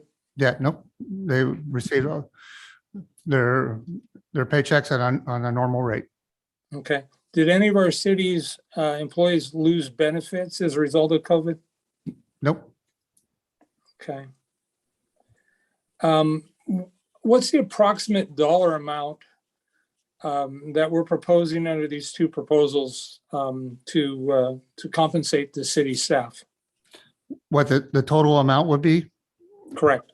If we paid out all the employees, we're estimating it to be $437,500. Okay. What if we chose not to do that? What equipment could we buy in lieu of that for the city? I mean, we can buy vehicles, tractors, vehicles for the yard. You name it, we can probably purchase it with it. Okay. One thing that comes to immediate mind was soon after I came on council, there was a request from Public Works to buy a street sweeper, and I believe that was about $250,000. So we could absolutely buy a new street sweeper, correct? Correct. Okay. Did we, in this last year, give our staff percentage pay increases? Yes, we did. Approximately, do you recall how much? Approximately 3.5%. 3.5%. Okay. Sorry, 2.5%. 2.5? Yeah. Okay, 2.5 is higher in some agent or some units, so correct? Yes, one unit received a higher amount. Okay. And did this council not just recently authorize to do a study for fee or for salary and benefit wages to see how we are competitive to other jurisdictions? You are correct. All right. So there's a reason why I'm asking all these questions, because I'm a little frustrated, and it seems like people just they're inclined to want to blame the lack of this council moving forward. And part of it is I've heard, well, the city has low morale. Well, I just asked you a bunch of questions. And if anything, it seems to me like I don't think morale should be a factor in regards to whether or not we give out X amount of dollars. Having said that, my recommendation was that we look at the county model, and they got about $2.5 million more from the ARPA funds from federal government than the city did, correct? Correct. So that was like about 12.2 versus 9.7. You are correct. So my dirty math would suggest that's about a 25% difference. And so what my recommendation would be that we take whatever the county gave their employees and reduce that by whatever the percentage difference was between what the city received and the county received, and just call it good at that point. Because I don't think, no matter what this council does, that certain employees are going to be pleased with it. And so for me, I'm really frustrated by this. And I think this council has demonstrated a will and goodwill. And so I don't know that we can do much more than that. And for me, I think that's where my comfort level lies, to be consistent with what the county did, recognizing they got $2.5 million more. And so that would be my recommendation. Thank you for your answers, Mr. Miller. Yeah, and just the calculation, the way that you said it would be $2,385, and then half would go for temporary staff would get half of that. Right. And then part of our earlier conversation was we were going to go back and also give employees that had since left employment the money as well, as long as we could identify them and they could provide you with the necessary information within 60 days. Is that still part of the deal? We talked about this with payroll. We highly recommend that that's not a direction we go. We have to put them back onto payroll and also set them back up with it's not PERSable, but it's a very long and tedious process that staff is really requesting that we don't go forward with that item. But if it is the direction of the council that's what you want us to do, we can make it happen. Thanks. I appreciate that. Do we know about how many people we're actually talking about here? I believe it's about 20 people. Okay. Thank you. I appreciate your time. Sure. Oh, sorry, Councilman Burns, another reason why we came up with that. We do know some different staff members that have left and they've gone to the county. And then they got paid from the county from their ARPA funds. So our fear would be that they would actually be double paid in the scenario that you were talking about. I appreciate that. And I wouldn't support double dipping or double compensation. I think if you get it one place, you shouldn't get it in another place. But again, I don't know that of that. So 20, are we talking 3, 5, 12? And so for me, those numbers are not really significant, but thank you. Councilman Morales. I'd like to make a motion to adopt option number 2, which pays $2,385. I second. Am I hearing that that's the county? That is the county one, but if, there's a motion on the floor, but Vice Mayor, don't forget to do public comment. And would do public. And then to also integrate the employees that left that did not receive payment from the county, and to be able to fold that in as part of this, this payment process. Can we maybe have the employees that left within like a year, 2 years, some a little bit more specific so that we don't have somebody that said, "Oh, I left." Employees that have left within a year.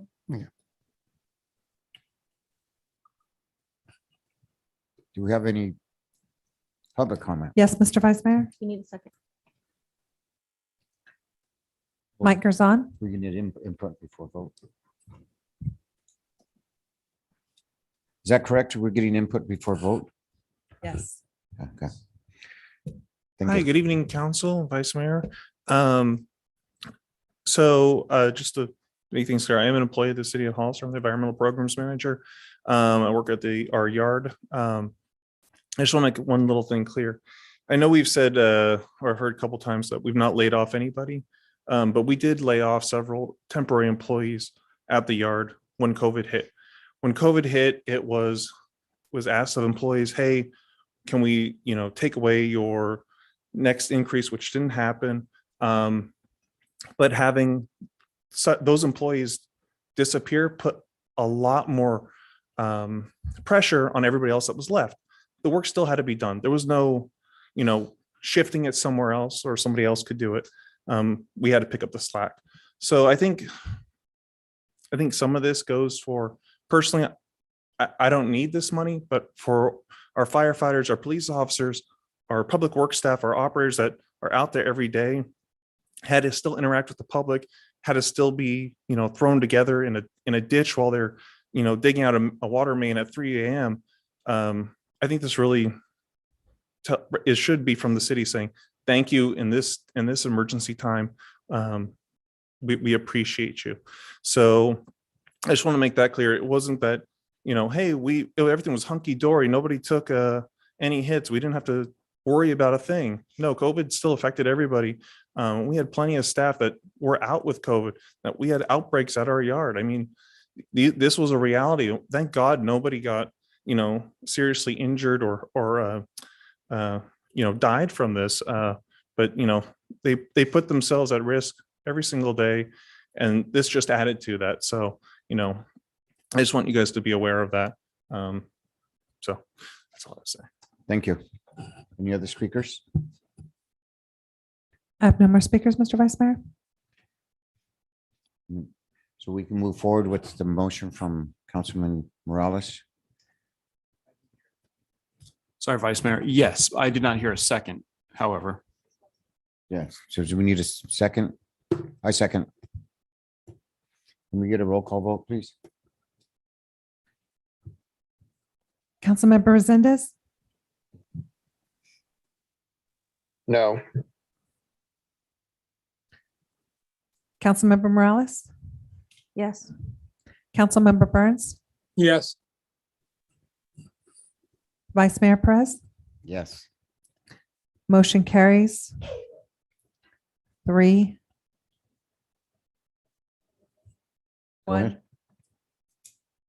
I just want to say thank you to all of our employees who worked really hard. I know that COVID, we're not out of COVID, but the last 2 years have been really difficult.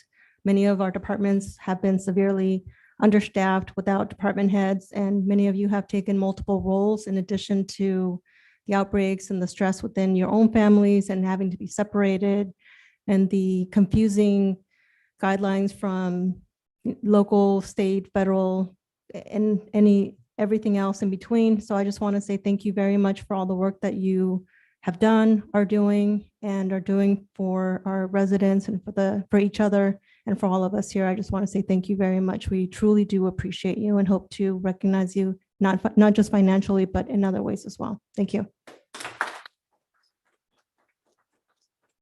The motion carries by 3-1-0-1 vote. Thank you. Moving on to G1. Is that correct, G1? Reports from city council members regarding committees on which they serve. Councilman Burns? Thank you, Mayor or Vice Mayor. I met with the San Benito County Water Resource Agency, and it's not good news. As part of the committee, we're going to be moving into stage 2 in drought restrictions. And so again, I would just encourage everybody to conserve on everything from watering your lawns to washing your cars to running the water when you're brushing your teeth or whatever. And there'll be more information forthcoming, but we're absolutely in a significant drought year. Thank you, Mayor or Vice Mayor. That completes my report. Councilman Resendez, do you have anything to report? Nothing to report at this time. Thank you. Thank you. Councilman Morales? Thank you, Ms. Vice Mayor. I have several incentive programs from 3CEs. There's about 12 of them. So I'm going to be sending those to our city clerk to make available, whether it be whatever ways we're able to make that available for our residents and community, just electric bikes and a lot of different really neat incentive programs. Thank you. I have nothing to report. City informational reports from city council, city manager, city attorney, and city clerk and staff. City manager? Usually start with the council members. Oh, okay, them too. Councilman Resendez? Nothing to report at this time. Thank you. Thank you. Councilman Burns? Thank you, Vice Mayor Perez.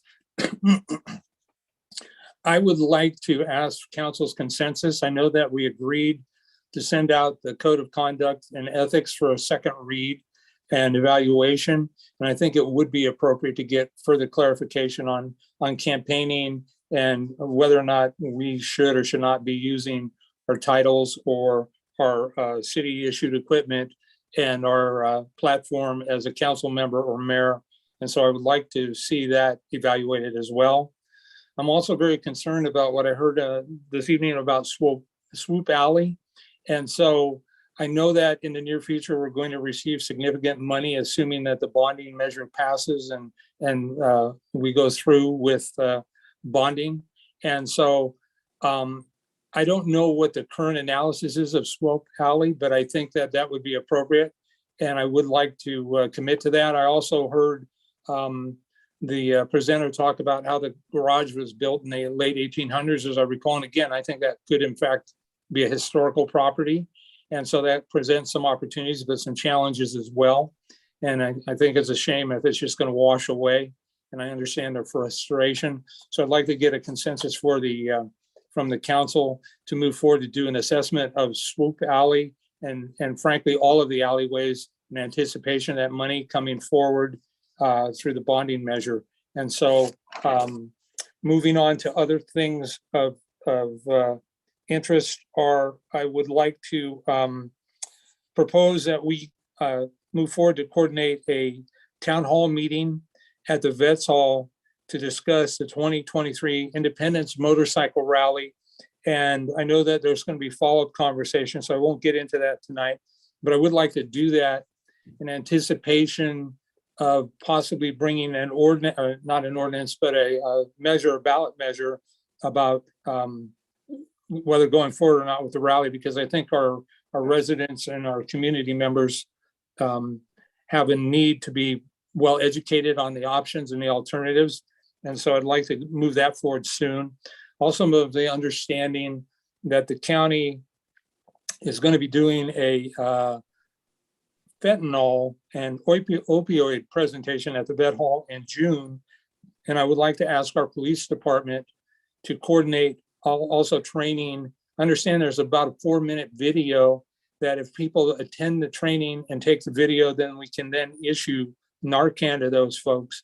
And it's free of charge. I know where I work, we did exactly that. I carry it with me.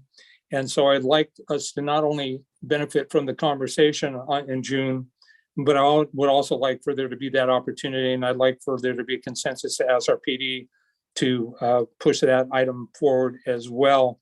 And I believe with that, I simply want to thank our parks manager and the city manager for getting the Las Brisas monument sign at the park painted. Since then, we've had a vandal that has consistently gone in and vandalized that sign. And to the park manager's credit, not only was she out there with another individual cleaning it up on Saturday, but they were kind enough to provide me with some touch-up paint so that I can take that responsibility on the weekends. And, that's above and beyond the call of duty. So Ms. Garza, thank you for your service to the city, to the community, and to my neighborhood. I appreciate that. And Vice Mayor Perez, that will conclude my comments. Thank you, sir. Thank you.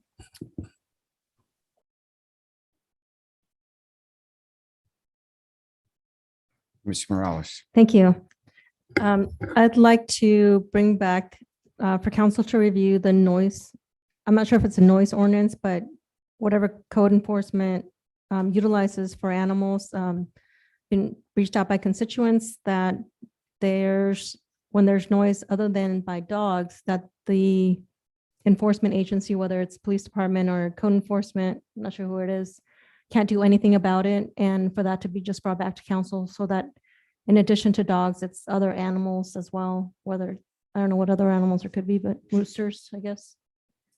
So hoping for consensus on that. Also like to review the policy ordinance or municipal code, whatever it is, or all the above that talk about security for events, the fees associated with that, or it could be permits associated with that. I also like to know or if the city does anything for Office Professionals Day. I know it's coming up this month. But also just like for recognition events that have to do with our staffing, I'd like to see those brought forward to see whether council needs to approve, whether it be funds or whatever events need to, whatever needs approval, if anything.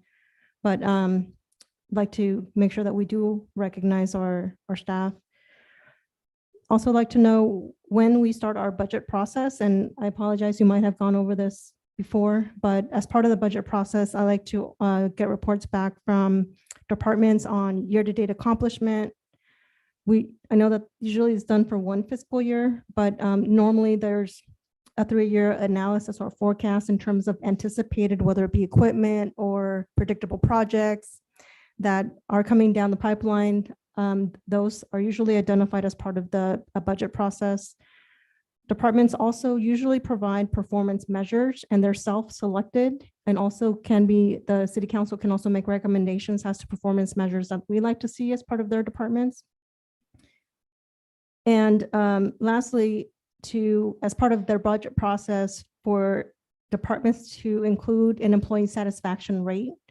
Usually there's a couple of different ones that are done. Some are done by Gallup, and there's a lot of different organizations that do this for government organizations. Happy to provide samples if you need them. We do them regularly in my area of work. And I'm going to just reemphasize any predictable expenditures, whether they're within that 1 year, 3 years, or even 5 to 10 years, that predictable expenditures, especially over $1 million, should be identified clearly as part of the budget request. I'd like to support whether it be an assessment or funding for the alleys, and also the town halls. And I'd like to see if maybe we can incorporate that into some of the report backs for direction later on tonight as we talk about that. Thank you. I just have a couple of things. One is I just want to make sure, Mr. Burns, that you are qualified to handle that paintbrush. Licensed, bonded, and insured. And speaking of parks, I'd like to get an update of what's going on with the Dunn Park Community Center, whether it's to the whole council or just an update on as an email. I too also support the alleys and the what other things were being fentanyl training, use of titles of the council for elections, the noise, review the policy for security, and then the budget items. The council member Morales brought up that's I mean, those we can incorporate. I'm in support of all that too. The other thing I was gonna bring up, and Tim Burns almost got it for me. The maintenance, it's the maintenance program, but having a list, especially I was at station, Fire Station 2, and that being one of our, well, almost newer. But it's, the building needs maintenance. I was walking around and my OCD was kicking in. But not just Fire Station 2, but maintenance of all our buildings. When we maintain a building, and coming from a background of maintenance, that's the best investment we can have towards our buildings for our city. And what else we have? That's it. That's all I have. Oh, actually, I to get an update for the Youth Art and Cultural Commission, the applications, can we get those forwarded to me so we can get a full council or committee, actually? And that's it. Thank you.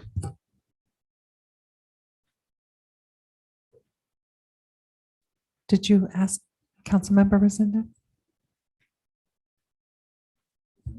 What's that? He had nothing to Okay. report. I'm sorry, just making, Do sorry. you have anything else? No, not at this time.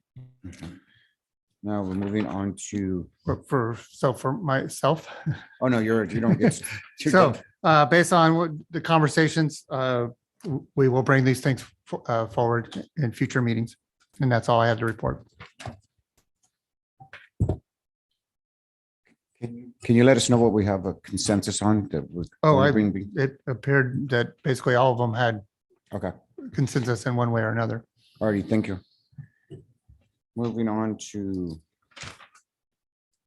G5, I believe. Oh, city attorney. Why am I, is it almost break time? Thank you, but attorney. no report. City clerk or? I have nothing to report. Thank Nothing to report. City clerk. Actually, I am going to say, no, I won't. Thank you. Yeah. Okay, can we move? Anyone else? The G5. Is that correct? Because we did 3, 4, now we're on 5. You are correct. G5. Yeah, G5. Good evening, Vice Mayor and City Council. After receiving direction from City Council, staff looked into the possibility of adding a gateway monument to the downtown area. And we received a quote from a local vendor that we have used for other city projects. And they are capable of completing the project just in time for our sesquicentennial celebration. We have 2 of the design options. And I also have Jeremy from Signs by Van available if you guys have any questions on the quote.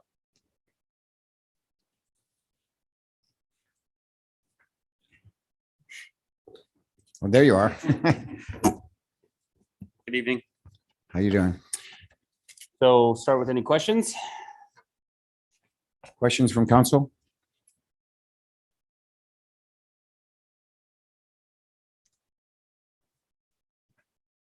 So the difference between the signs basically is the Hollister is curved on one and then or straight across on the other one. That is correct. And the sign's constructed of structural steel, and for the actual sign portion, that would be sandblasted Western red cedar, and then we would have finished stonework after the installation would be for the ground base for the sign. And the overall width would be at just at around 60 feet wide, and overall height would just be under 27 feet. And this was proposed on San Benito Street by Sixth Street. 6 seems to make the most sense at this point. The sign would be double-sided, and you would obviously be able to see it from both ends, from both corridors. Is it going to be lit? Absolutely is going to be lit, and we're actually currently building a very similar style, not design, but style for the city of Castroville. And our intent is, and the build plan for this with the electrical engineering is to have it lit with solar lighting So there will be no need for underground electrical connections to the sign. It'll be self-sufficient and it'll run off of photovoltaic sensors that will turn on and off at night and in the morning. Okay, so this is just my crazy mind working. Is there any preventable measures to keep people from climbing over it? Climbing? Yeah. Has that happened yet? I haven't heard of anyone climbing on something like that. I mean, I guess anything's possible, but So the stone structure right there at the base, how tall is that stuff? my guess, without having the numbers right in front of me, would be about 7 or 8 feet. That's what I was thinking. Okay. Yeah. So I mean, it's going to be taller than your average person. I'm sure if there was some teamwork involved, someone could figure out a way to get Yeah. up there. But even if they were to climb up, as far as moving horizontally over the higher end, I mean, that would take a pretty talented individual to do that. Awesome. So- I totally love the way this looks, and I think it's the one with the round thing on top with Mhm. established on top. I like that one. I like how it's going to be self-sufficient, solar powered, and it's going to be one of our jewels eventually in our city. I'll make a secondary note. As most of you are probably aware, City of Salinas just installed theirs. And that's, as you guys have probably seen, it's changed the whole landscape of that downtown corridor. And it's going to be the same for the city of Castroville. Another thing that's pretty cool about this project is how much community involvement we're going to have, where we're going to be inviting schools and folks that would like to participate and be a part of the procedure. They are welcome to come to our facility and be a part of that, the build process. So there's some cool opportunities as well there. And this would be done before the August 6th date. How long would it take you to do this? 3 months. 3 months? Approximately 3 months. So we would have to start ordering steel. All that steel would be catted, bent, cut, and then it would be welded in-house. The actual CAD portion is created in-house. Then we send it out to a steel manufacturer that will bend the steel and cut it to shape, and then we weld it in-house with certified structural welders. The actual sign portion is locally sourced out of Watsonville. And that's kiln dried Western red cedar with a lifetime of, I would say, no less than 30 years before we would have to consider touching the sign up and having to worry about the sign being replaced.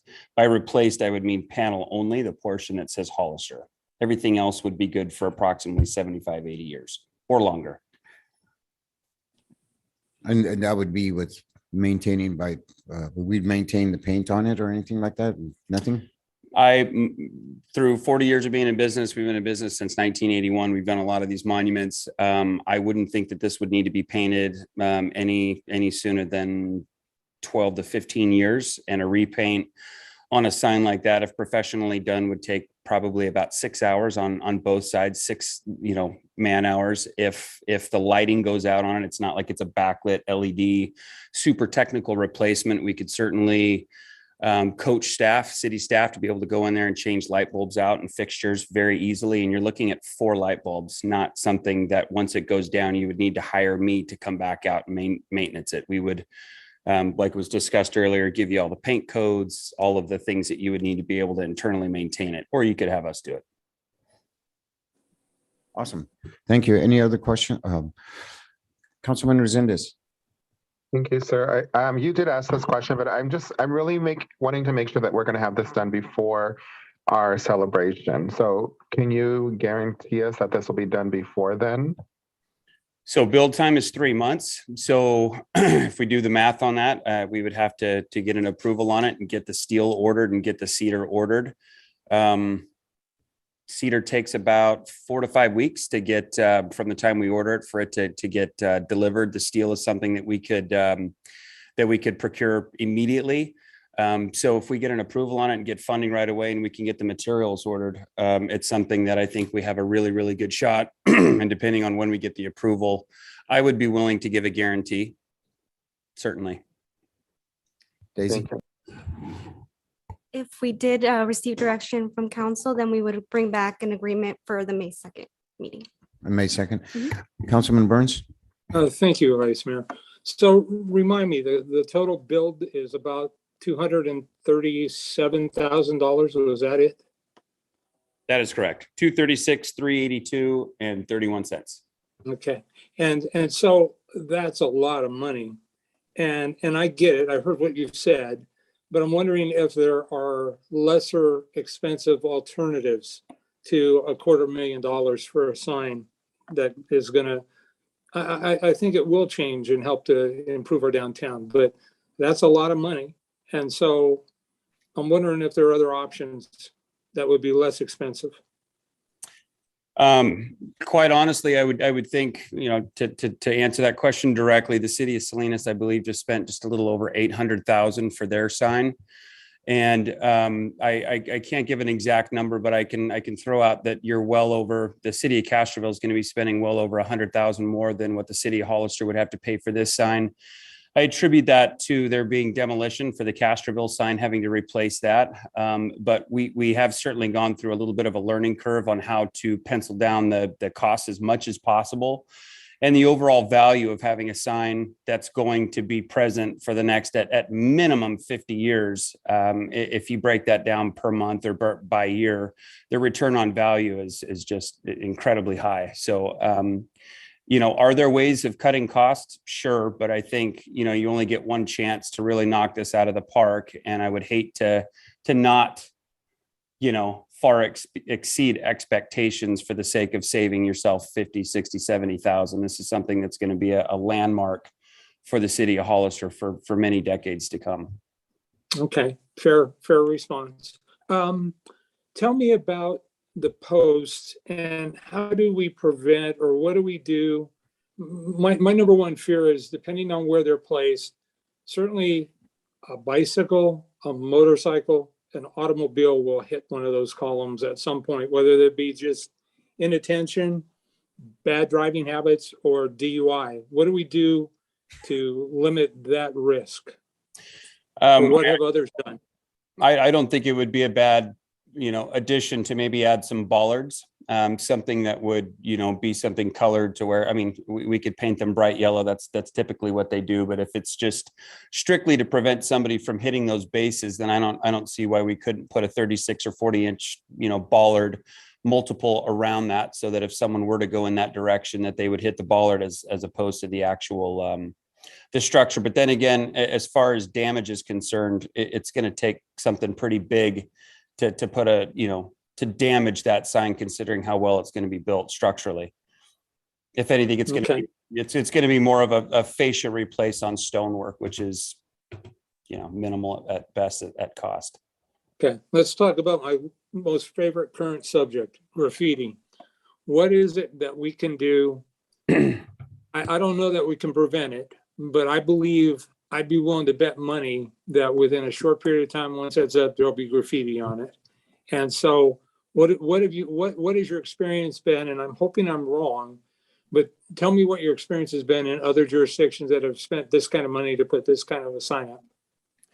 So I've looked at a lot of these big marquee signs. You got the city of Salinas, and it's only been up for 6-7 months. You've got the train station there in Salinas when you go underneath the railway there by the railway yard. And we actually did some beautiful murals on that overpass. And what's funny is when you have something that is that iconic to a city, believe it or not, I found in our experience that it would kind of like be, tagging your own work, something that kind of, something you're proud of. It's a city of Hollister. If they want to tag the steel, then we go in there and then wipe it off with acetone. If they tag the rocks, then we'll wipe it off with acetone. If they are brave enough to get up on top of that Hollister sign, the beauty of the type of signs that we build, they're dimensional. So where the Hollister lettering is, that actually is raised and the background is down.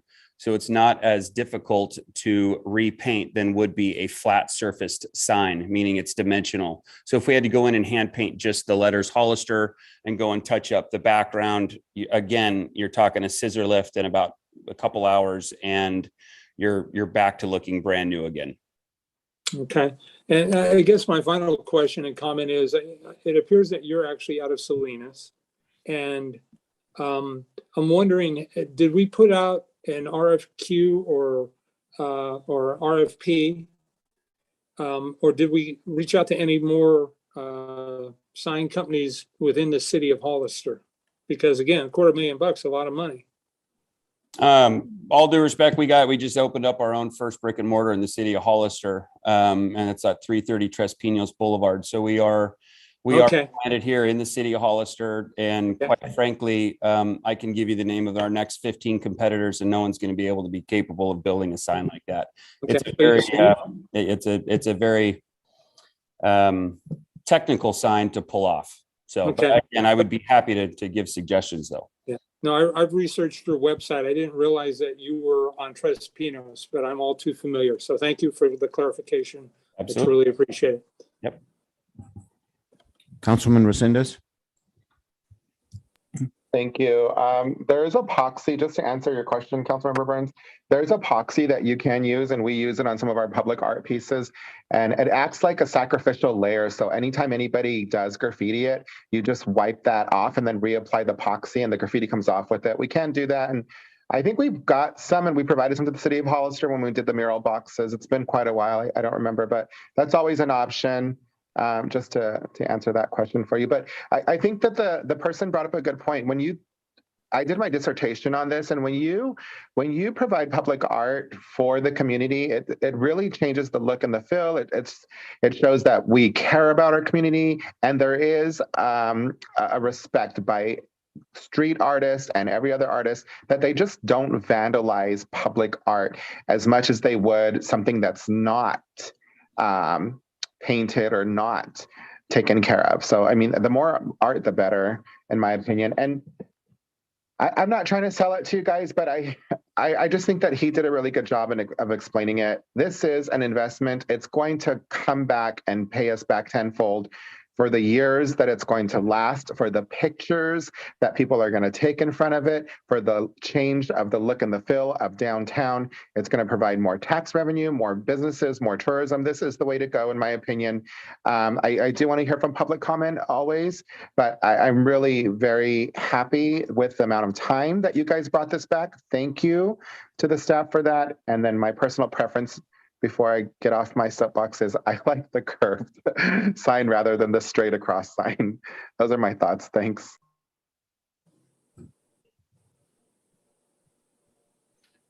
Yeah.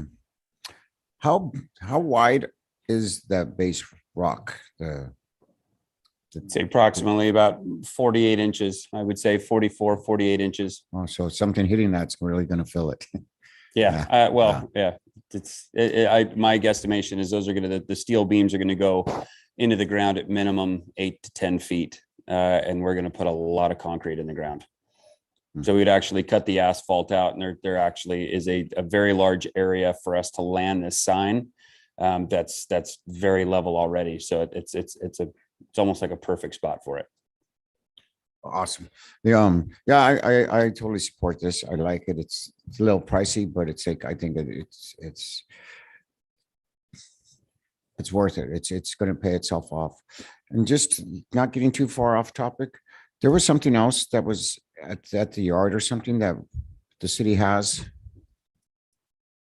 You're talking about the old sign that the current monument, or are you referring to this monument here? The condor, yeah. Oh, the condor. I just need that to. Do you want me to touch on that a little bit? I think we need to stick to the. Yeah, it's not to the agenda, item. but I'll give council an update on that one. Sure. Yeah, the condor. Yeah, I'd like to hear more. But yeah, that's any other comments from council? Public input? I have no speakers, Mr. Vice Mayor.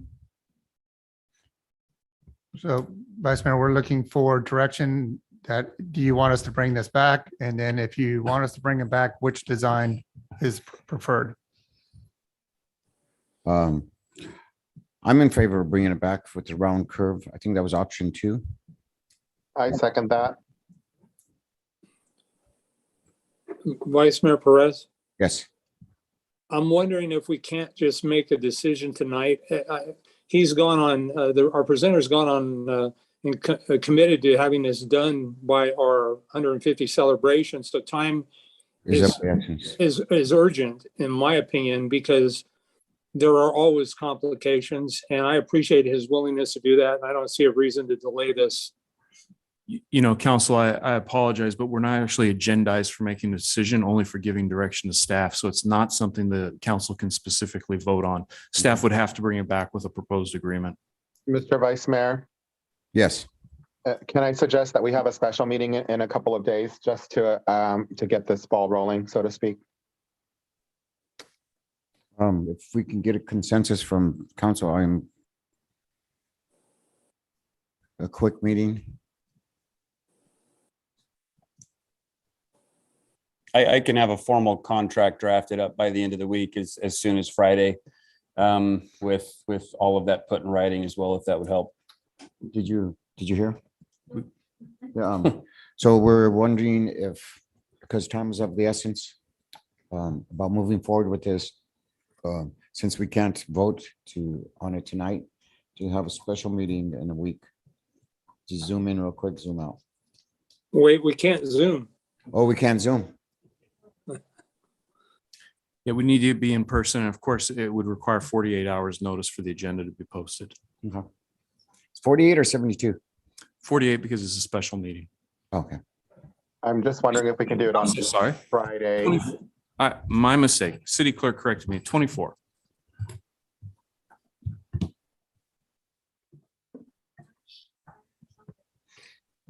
Well, if it gets it to us on Friday, we've got to put it, we got to get the contract. So my suggestion would be Monday. So then if we do it on Monday, is there any reason to just not push it to the following regular council meeting Monday? So we're talking Monday, the 25th? No, it would. Yeah, if we're going to do a special meeting, it would be the 25th and regular council meeting would be on the 2nd. Is it going to give you that much time difference? What's the date that? The 20, between the 25th of April and the 2nd of May? It's a week. It's We're talking a week I mean, difference. Every day counts, but you know, if we have to, you know, it's just it cuts it close. The longer we wait, the closer we cut it. So it's up to you guys. If it's an inconvenience, then I get it. But you know, I'd be available Monday if that's when you guys wanted to meet. I'm available.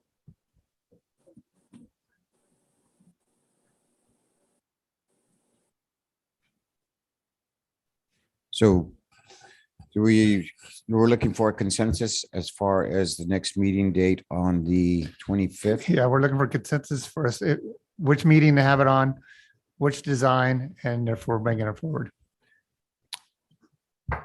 Can you get a consensus from staff? I mean, council, Councilman Burns? I'm fine with next Monday, but I prefer for it to be at, 6:30 or so. Councilman Resendez? I'm good with that. Councilman Morales? At 6:30? Yes. The 25th, not 26th. Yeah. Okay. So will we have the option of the square on that time? For the agenda item would be the curved one with, for a contract approval. Okay. So we have clear direction. Staff does. Thank you. Thank you. Thank you so much. Appreciate it. Thanks for your time.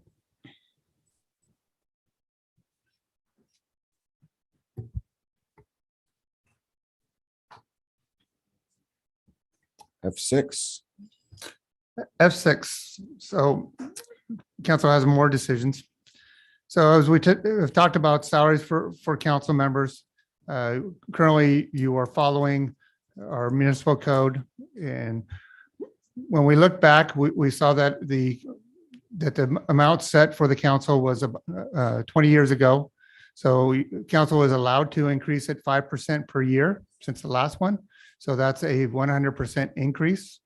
So if you want to, you can increase it. You have three options to not raise it at all, raise it between at a maximum amount of up to $800 per month or somewhere in between. this is a reminder that if you do increase it, if you want to increase it again, it's done at a council meeting, at least every year. You would have to bring it back. So our question would be, which one do you want to bring forward? Councilman Burns? Thank you, Vice Mayor Perez. So, Mr. Miller, do we have an option to bring it or to make a decision tonight and then just have it automatically increase annually hereafter up to 5% or CPI, whatever is lowest? Yeah, you are not able to do it automatically. It has to come to council every year that you want to increase it up to the 5%. Okay. Do we know what other councils make? For example, Gilroy, Morgan Hill, our county board of supervisors, other jurisdictions our size? We can get that information. For the counties that are different, they're paid usually at a percentage of the judge's level. For our county, I believe at around 86,000 a year, but most councils are anywhere from the 400 to a couple thousand. Okay, I know that it's not in our region, but I know that the city of Clovis just increased a little over $1,500 per month. And so my sense is we're probably dramatically underpaid. And I don't know that it's so much about the money as it is about getting quality people to run for elected offices, because you're definitely not going to make money, whether it be $400, $800, or $1,500 a month. In fact, I would argue that in many cases, council members don't make minimum wage. And so money isn't the motivator, but I also think that there is some value. And for me, I'm going to support going to the $800 and then coming back every year for a follow-up conversation would be my recommendation. Thank you. Yeah, maybe I would recommend that the increase would be done at budget time every year. That way you have something that triggers the conversation. Councilperson Morales? So I'd like to just provide information. The city of Gilroy does $1,400 stipend, and that includes full benefits as well. The city of Milpitas does $1,200 plus other types of allowances, including benefits. And I'm in support of option number 1 as well. Councilman Resendez? Thank you. I would just suggest if we're going to bring back or make comparisons to other cities, then we need to look at the whole picture. What are they generating as far as revenue and that type of thing as compared to what we're doing as well? That's my only suggestion, but I know that's more work for you guys, and I don't know if it really matters at this point, but I wouldn't compare ourselves to the city of Milpitas, that's for sure. Any other, Dolores? No, I'd like to make a motion for, is it for us to approve? Oh, no, motion, sorry. We're just looking for informational. direction. What was that? We're looking for direction, which item item 1, 2, or pretty much item 1, 2, or 3. Okay. So Number 1. you're making a motion for item No. number 1? No No motion, Okay, just I won. direction. I'll vote for one. So we got direction for number 1 from Councilmember Morales and Burns. I support number 1. Okay, that's all we need. Thank you very much.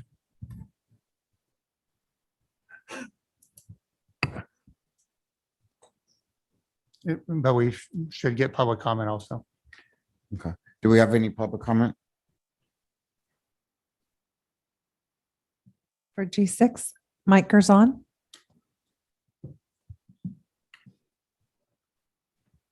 Thank you, Michael. I could tell you were.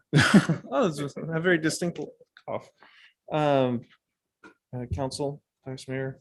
So I'm just going to say something kind of crazy about this item. I think it's not enough. What Councilman Burns said to sort of took the words out of my mouth.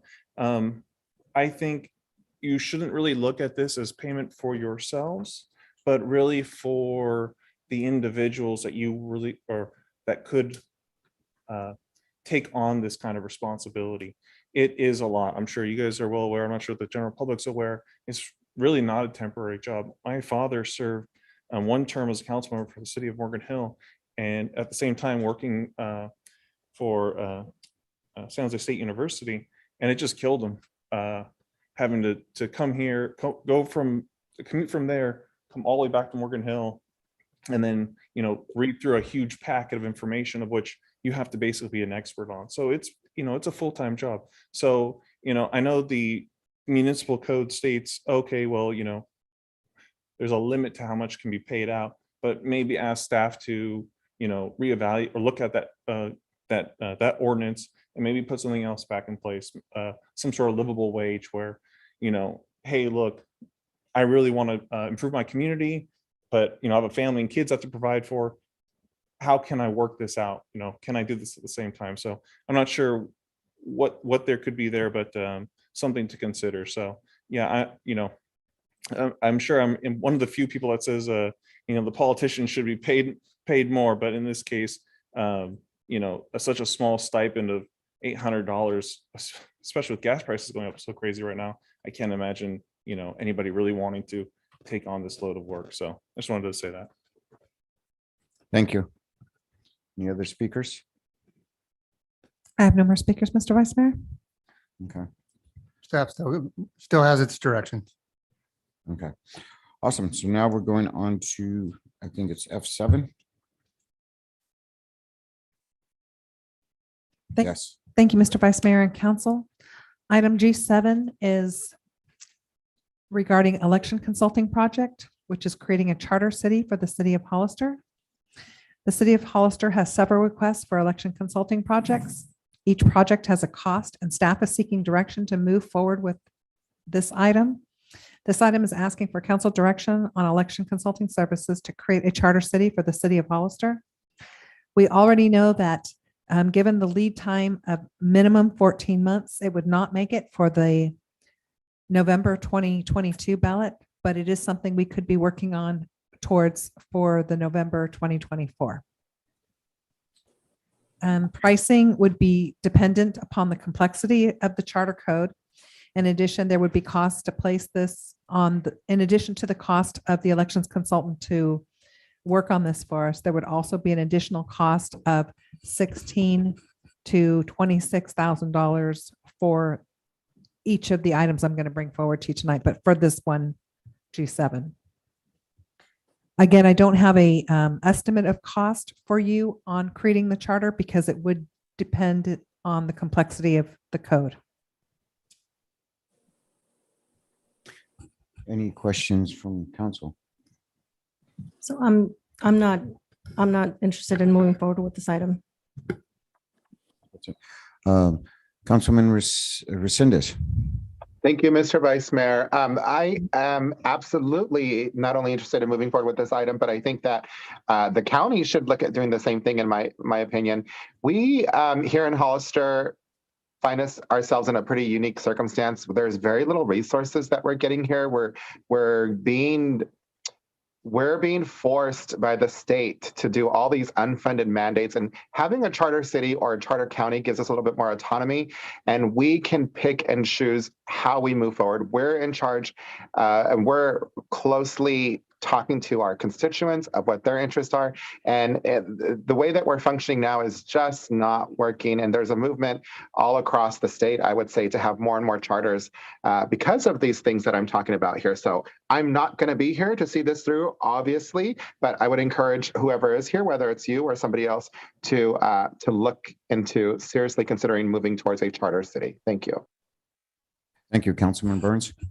Thank you, Vice Mayor. So I too am supportive of moving forward, but I would propose to council that we delay moving forward with this until we have the new council seated, and maybe make it a time-sensitive project where maybe in January or February of 2023 that it come back up for reconsideration when we have the new council seated and see what their interests are. I would agree with that. So do we have a motion to, or we just need a There's no- direction to bring it back in January? Just direction. Direction. No motion. So do we have a consensus to bring I it back? am, I'm sorry, actually, we do need public comment to ask. Oh, for I'm public sorry. Comment first. Rookie. Can we get public comment? Any public comment? I have no speakers, Mr. Vice Mayor. Okay, so do we have direction then? Mr. Vice Mayor, Yes, I'm sorry, I didn't see it. Oh, okay. I would just ask that we make it a date certain, please, so that it doesn't fall off. Thank you. Okay. I would probably recommend February because usually in January is the League of California Cities new council member and mayor conference. So most council members get some good direction from that. And then that way the council members have their feet wet and then listen to that item. Councilman Burns? Thanks. City Clerk, if we push this to the first meeting in February of 2023, and the will of the council was to move forward with it, would that give the consultant enough time to put together the required work to have it ballot ready for the next election cycle?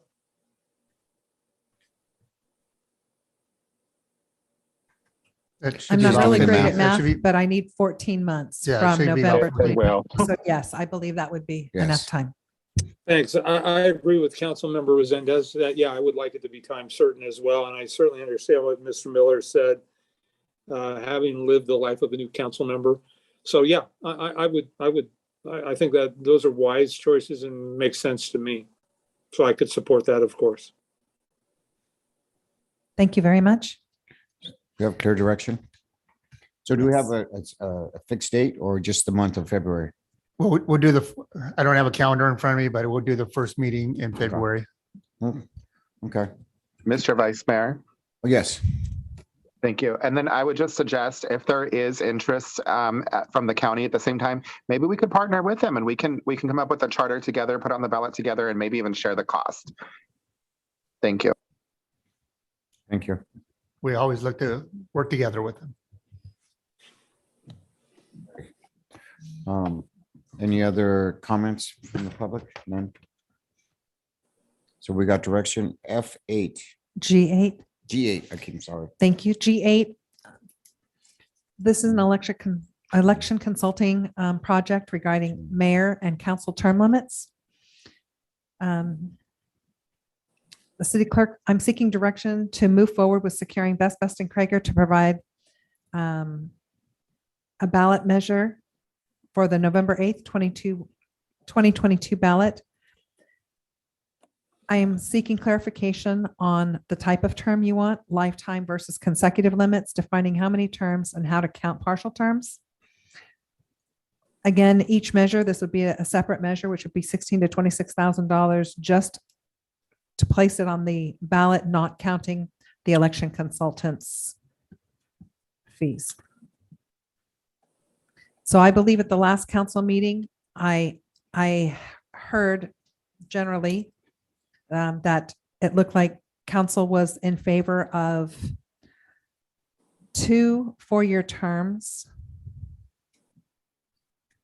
with a 1-term break for council members.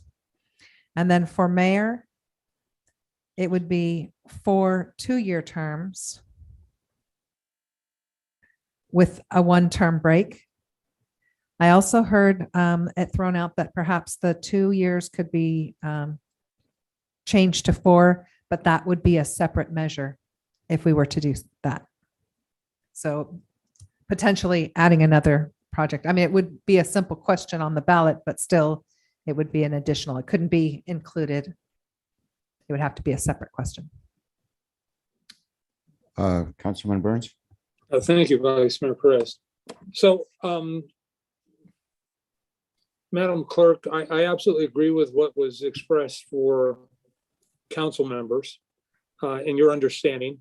And even though it would cost more money, I am also supportive of doing a separate measure for the mayor to be consistent with council. One of my frustrations and I've seen it in other jurisdictions, even with four-year term mayors. They usually spend the first, or if they're a new mayor, they spend the first year of their mayoralship figuring out what it is they're going to do and how they're going to try and accomplish it. And they'll often spend the last 6 months to a year trying to get reelected. And so you really get the benefit of having a mayor committed to their process and project for 2 to 2.5 years, depending. And so for me, I think it would be more in alignment with trying to get things accomplished as opposed to trying to get reelected every other year. And so for me, I see the value in the investment in doing that. And I think to align it for mayor exactly like council, I think there's a value in that. And so that would be my recommendation. Thank you. Councilman Resendez. Thank you. And I'm just going to echo the councilman's sentiments too. It just doesn't make any sense for him to be, or her to be, every 2 years and having to run for reelection. It's just a never-ending cycle. I'd rather see, and I don't want to see us as every 2 years either, because again, that's the same problem, right? So I think it should be every 4 years all across the board. Thanks. Councilman Morales. I'm in agreement with that. I think you have clear direction. Unanimously. Thank you. Moving on to G9. Thank you. Vice Mayor and Council. This would be placing a ballot measure on the ballot to ask the voters to decide if the city of Hollister should hold an annual Independence Day rally each year. Staff is also seeking clarification that this would be an advisory measure. An advisory question is a type of ballot measure in which citizens vote on a non-binding question. The difference between an advisory vote and any other type of ballot measure is that the outcome of the advisory question will not result in a new, changed, repealed, or rejected law or constitutional amendment. Rather, advisory questions allow voters to voice their preference and allow the state legislator or local government to gauge public opinion on the issue being presented. Again, the cost to place on the ballot alone would be 16 to 26K, not counting the consultant's time to create it. Question, Councilman Burns. Thank you, Vice Mayor Perez. So I would support what the clerk has just read. I do think there are going to be variables that could come into play. And I personally am always going to err on the side of caution, and that caution will be driven by public safety. I also think that there's a lot of conversation that should be had that leads up to the ballot being distributed. For example, I asked that we do a town hall meeting in proximity to the November ballot so that we can talk about economic impact, and we can talk about public safety concerns, and we can talk about value to the community and value as an event. And I've kind of gone both ways on this over time, to where I originally always wanted it to be budget neutral, but I don't know if there's a really clearly defined economic value and benefit to it that budget neutral is important to me.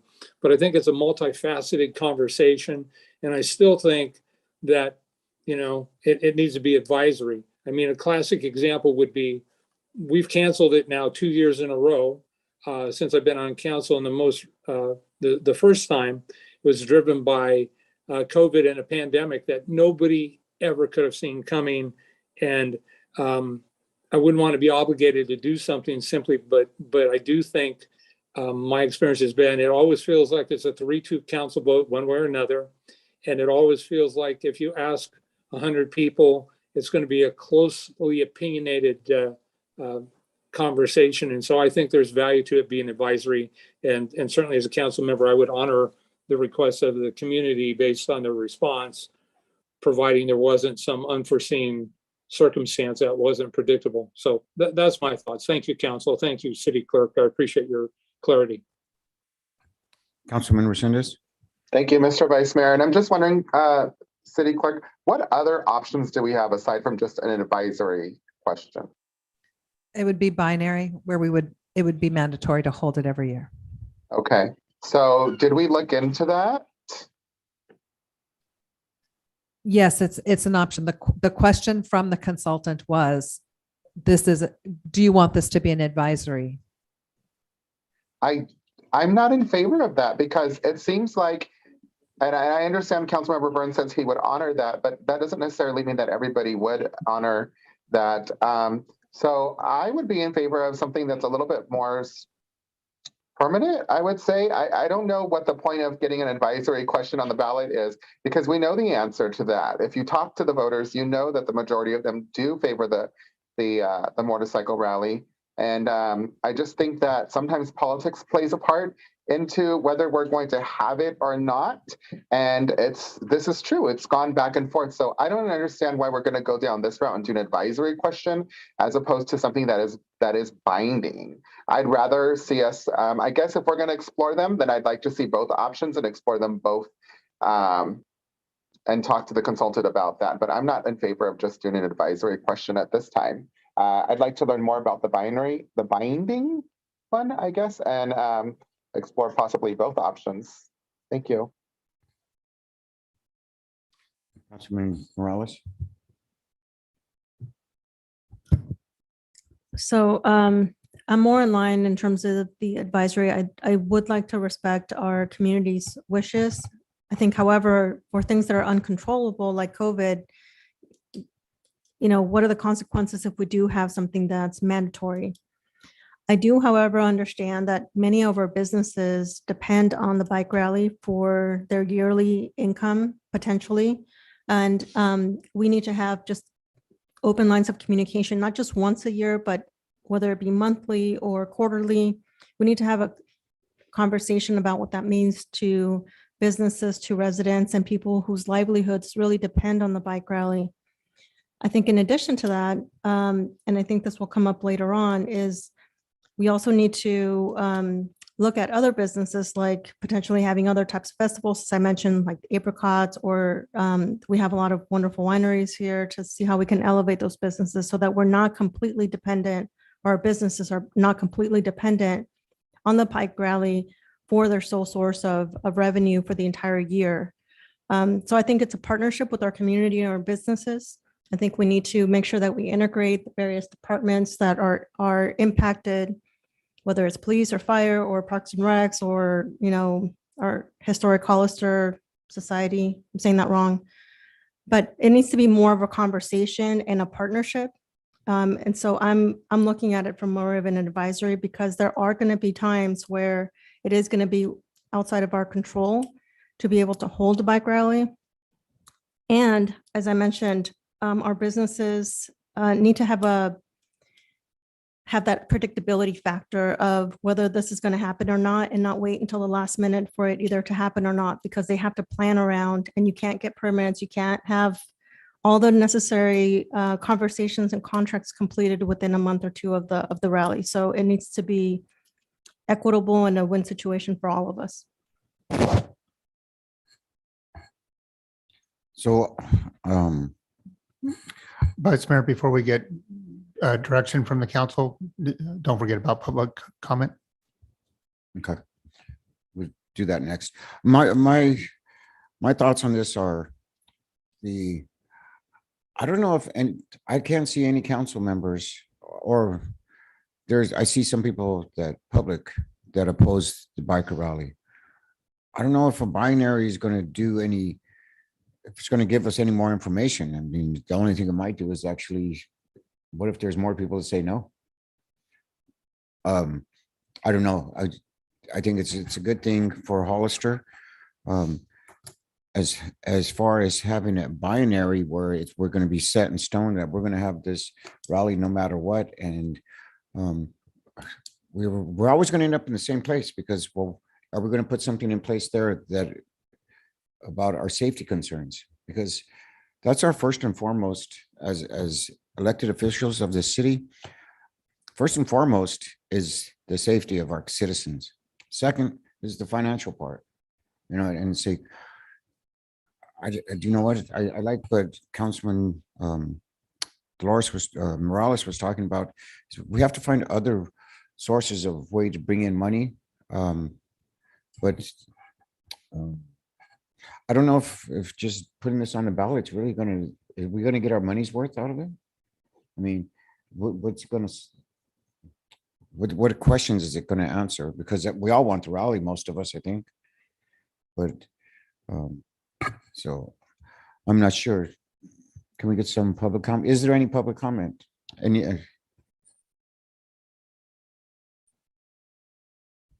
Mia Casey? Hi, good evening. So I kind of liked Tim Burns's discussion about doing a town hall, meaning to just sort of get some more input from people before you go forward with something that, you know, we believe that people feel a certain way, but maybe you'd be surprised at, you know, at what their feelings are, or it might give you insights before you go forward with trying to do a ballot. And the other thing is there's things that might come up that could be considered to make it more successful. I think one of the hardest things is holding a rally on a nationally recognized holiday, and you've got police being stretched trying to chase down illegal fireworks and fire department doing it. It's really hard to get the necessary people, you know, to cover it. So I mean, is it worth looking at whether to move it to another day kind of thing, or another weekend? You know, it's just stuff to think about. Anyways, I love the idea of the town hall. Just appreciate that. Thank you. Thank you. Any other questions from council? Comments? I have no more speakers, Mr. Vice Mayor. Oops.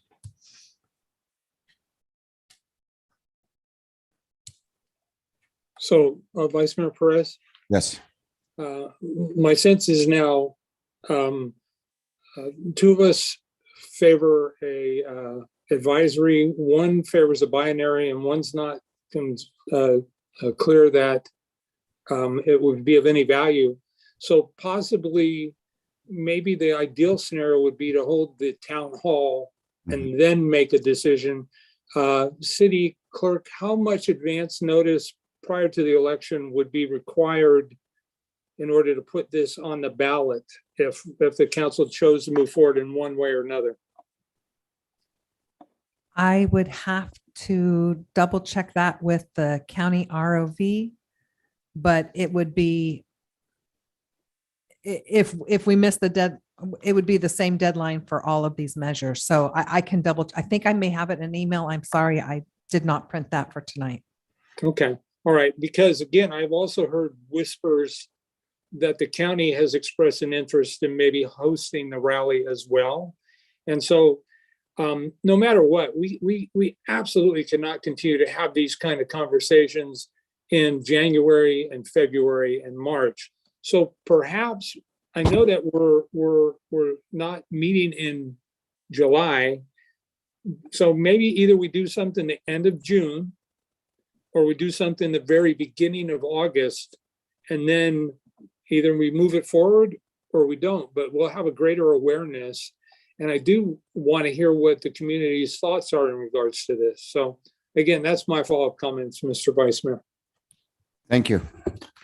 I would support that. Yeah, Vice Mayor, probably myself and the city clerk can probably come together with a schedule that we recommend for our town hall meeting, then to go to council so that we meet any deadlines, and we'll work on. Mr. Vice Mayor. Oh, I'm sorry. I did see your hand. I'm sorry, Roland. Go ahead. All right, thank you. So let me clarify what I said. I would like to explore both options, advisory and something legally binding. I didn't say that I did not want to move forward with this. I think it's very imperative that we do. We're having a town hall now. This is the time for the public to come and to get involved. And then we're going to put it on the agenda to discuss it again. That is another time that the public can come and get involved. We just have to probably do a better job of marketing that part of it, I would say. But I don't think it's going to do us any good to have another town hall and kick the can down the road and then put it on the agenda later. I really do think this needs to move forward, and we really do need to hear from the public, whether it's an advisory question or a legally binding question. I am in favor of moving this forward so that we can get it on the ballot. for November 2022. Thanks. Thank you. Councilmember Resendez, I could try and see if I could get something and put this back on for May 2nd. And perhaps what I'm hearing you say is you'd like to see us maybe place this on social media, that this item is going to be coming back to council and we would like public input.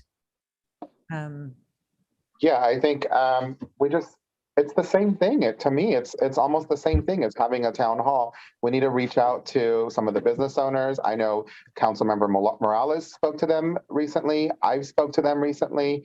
There's a number of concerns that they have, but were they informed that this was going to be on the agenda tonight? I don't think that they were.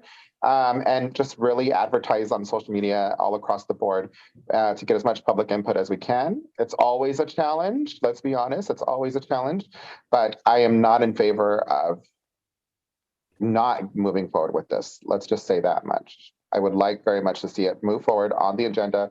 Let's make a decision and let's get it to the vote of the people.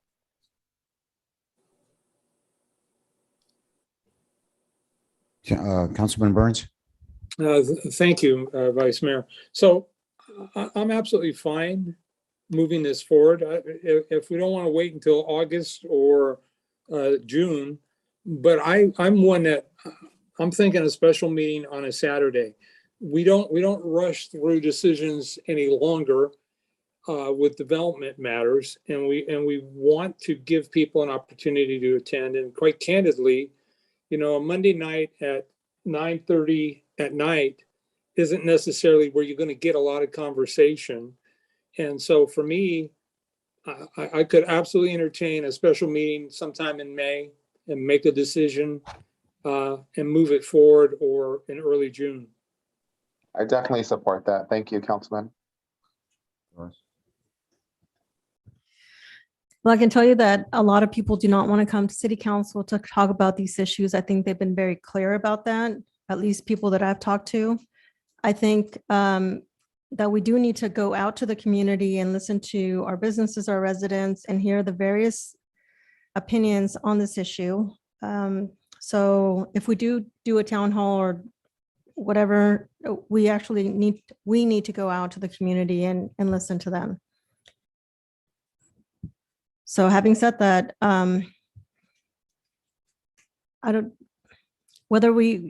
like kicking things down the road. However, I think there needs to be, in order for it to be put on the ballot, there needs to be a decision made about what type of measure this is going to be and a true analysis of what it means. So at the minimum, we need to do that. And I don't know if I've heard that there's agreement on just that issue alone. So that's my 2 cents.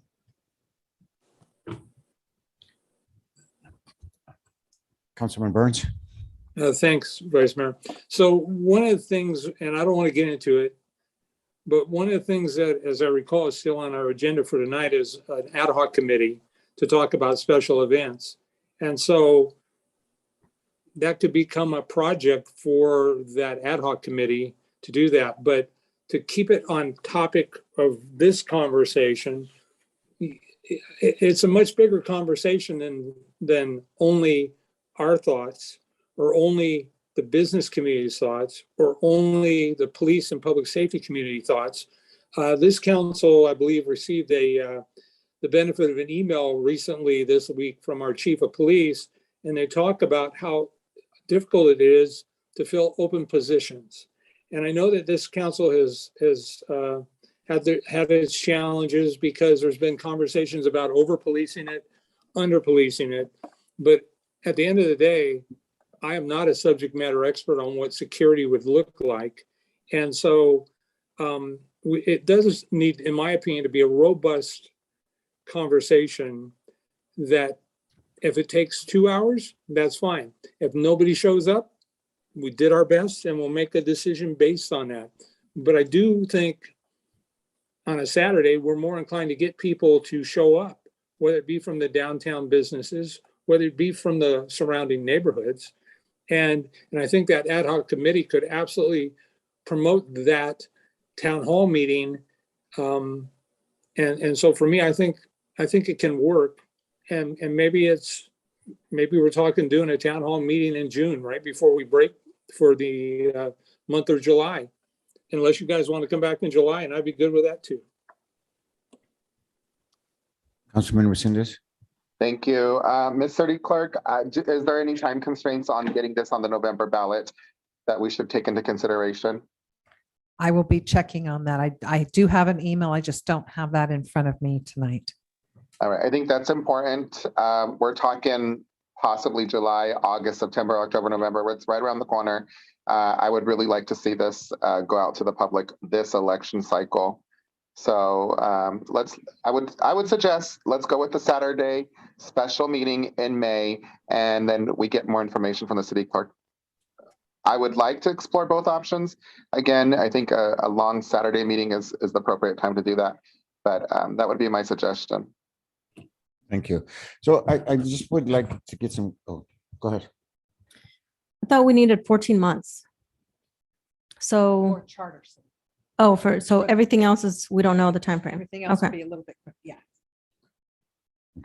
So I'm in favor of a Saturday meeting, but I would, in anticipation of a large turnout, I think it should be done at Vets Hall. And we should make a thing of it to get people really to come out. Say, you know, at the great debate, let's say, come on out. You know, let's talk about this. Let's come with a conclusion. I guess we can do a townhouse / meeting over there. I don't, because Mr. Vice Mayor, we could do our best. I mean, in person, not a problem.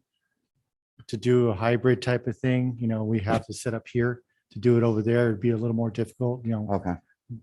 We'll do what we can to make it work for those who could join virtually or whatever, but well, because in all actuality, we don't even know if we're gonna be able to all the Brown Act, because we're not doing hybrid potentially. well, for the council, The public we're can not come doing in on hybrid, Zoom. but for Okay. public participation, It'd be easier here. Better here. you have more space at Vets Hall to do it in person. That's what I'm Okay. saying. But Okay.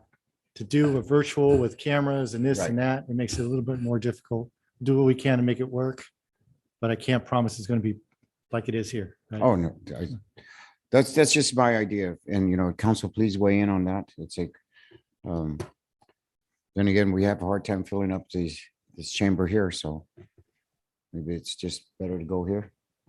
Any other questions or comments? Mr. Burns? I think it's a great idea to take it to the Vets Hall. Worst case scenario, we sit there and we can hear the crickets. But again, I've also seen meetings years ago at the Vets Hall when there were conversations about legalizing cannabis, and it was a packed standing room only audience. And I think there's a value to being over prepared than trying to find a way to accommodate people and have them standing outside. So, and I heard what Paul said, and I understand that too. And I think that, you know, it'll be as good as it can be. I now have an answer. It's August 12th is the last day we can submit to the Register of Voters. I would you go. suggest that we have something placed on the agenda at the least May, because we're legislative recess in July. And if there's any changes that need to be made, that will give us a couple of council meetings to make those. Mr. Vice Mayor, Yes. I'll support a special meeting in May at the Vets Hall. Okay. Do we have direction? Dolores, yes? I think we have clear direction.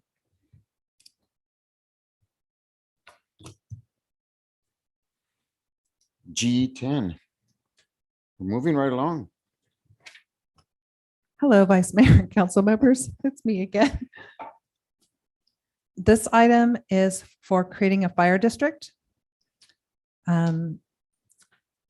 So my request is if you would like us, the city of Hollister, to move forward to provide legal consulting services concerning a fire district, which would serve the city of Hollister, city of San Juan Bautista, and the county of San Benito.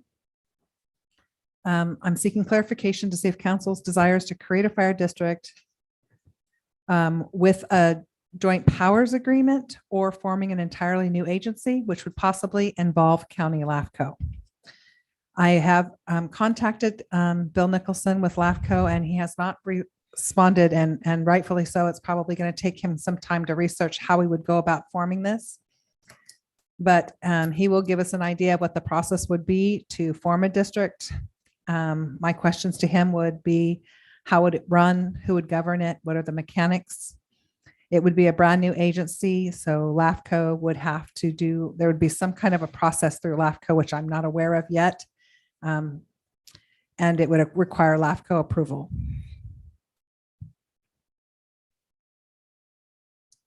Questions from council, Mr. Councilman Resendez? Thank you. Not necessarily a question, just comment. How can I say this? Yes. Yes, yes, yes, yes, yes, yes, yes. This is so long overdue. We talked about this with Marty Richmond. This and COVID happened, but we really need to move forward on this with or without the county support. I'm assuming they're gonna jump in on board with this, but we definitely need to prioritize this and move forward. Very much in favor. Yes. Councilman Burns? Thank you, Vice Mayor. So I too am a yes, but the question I have is a JPA or an independent standing organization. And I don't know that we have enough information to make that decision, but I too absolutely support it one way or another. And so it seems to me a JPA would be the easier path, assuming that the city of San Juan Bautista and the county of San Benito and the city of Hollister can come to some agreement. Perhaps, Mr. Miller, you could give us some more specifics on the alternatives based on your understanding and familiarity with the current budget? Yeah, with the JPA, I mean, really are setting up a new organization that is governed by the three representatives of the three agencies, just like LAFCO is done. If you set up a district, you will actually have board members that are elected for that purpose. So that's really the main two items that you would be looking at. Thank you, Mr. Miller. So my sense is to do a district. City clerk, I don't know if we have enough time. I mean, if we're talking 14 months to do a city charter, I just find it incredibly short-lived in time to get to a district, knowing we've got elections in less than a year. And so I think it would be helpful to get some clarification from the attorney. But even in the short term, a JPA, I think could work, because a big challenge for us is making sure that everybody's paying their fair share. And so I have minimum support of JPA, but I would like to see the bigger alternative be a robust conversation, because I think there could be some distinct benefits and value to that as well. Thank you, Vice Mayor. Thank you, Councilmember Burns. And the last time I did speak, actually, City Attorney Epperson and I spoke with our consultant last week or the week before. And his direction was to contact LAFCO and find out what the process is, because from there, then we'll be able to have an idea of what the length of time is we need, depending on what their process is. Correct. I think I just so I see that there's a need. I just probably will feel more comfortable if there was more information. So if we can do in one of the special meetings that we're going to have Saturdays, Fridays, whenever, if we can just have an informational session with some type of analysis, as you mentioned, what's the infrastructure? Are we going to be able to, hold the elections? What's the time? So I think all those things would be important if we are going to, whatever way, move forward or not. There needs to be a true understanding of what it means, what's the liability, what's going to be the cost, how it's going to impact the department now, the employees.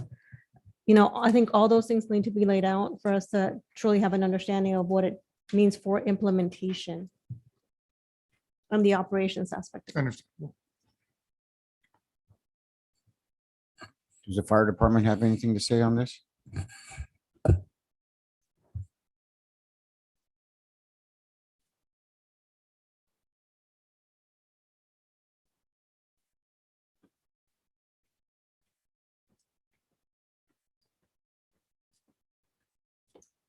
Hi, Charlie Bedolla, Hollister Fire Department.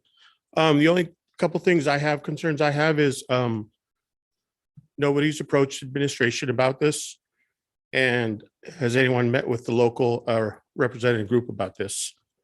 So I think we should start in those two areas first before we move forward. That's all. Thank you.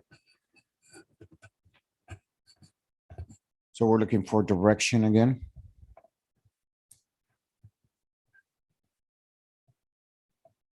I believe one of the suggestions was more information. Oh, but we probably should get public comment first. Oh, public comment. I have no speakers, Mr. Vice Mayor. Mr. Vice Mayor, Yes.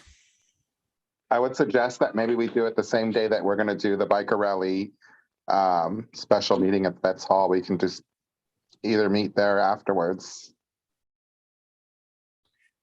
I was thinking something similar also. It's like, or do we ask public input over there? What do people think about going to a Hollister losing its fire department and becoming a fire district? Or is that something like that possible?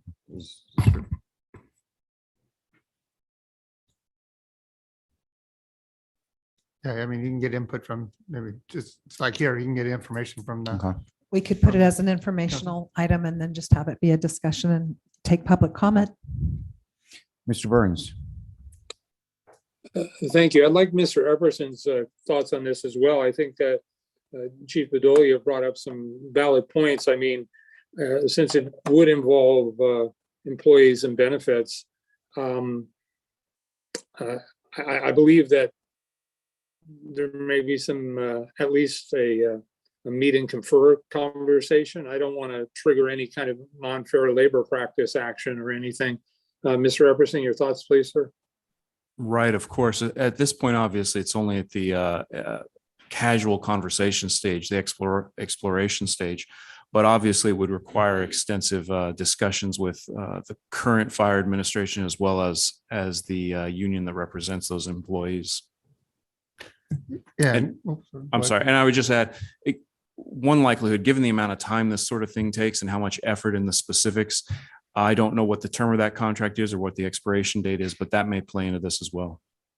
Thank you, sir. Yeah. Vice Mayor, if I can add also, I have been in conversations with the fire union, so they weren't blindsided by this conversation. But I assured them that there was be a meet and confer process that we would have to go through no matter what happened. So just so that you know.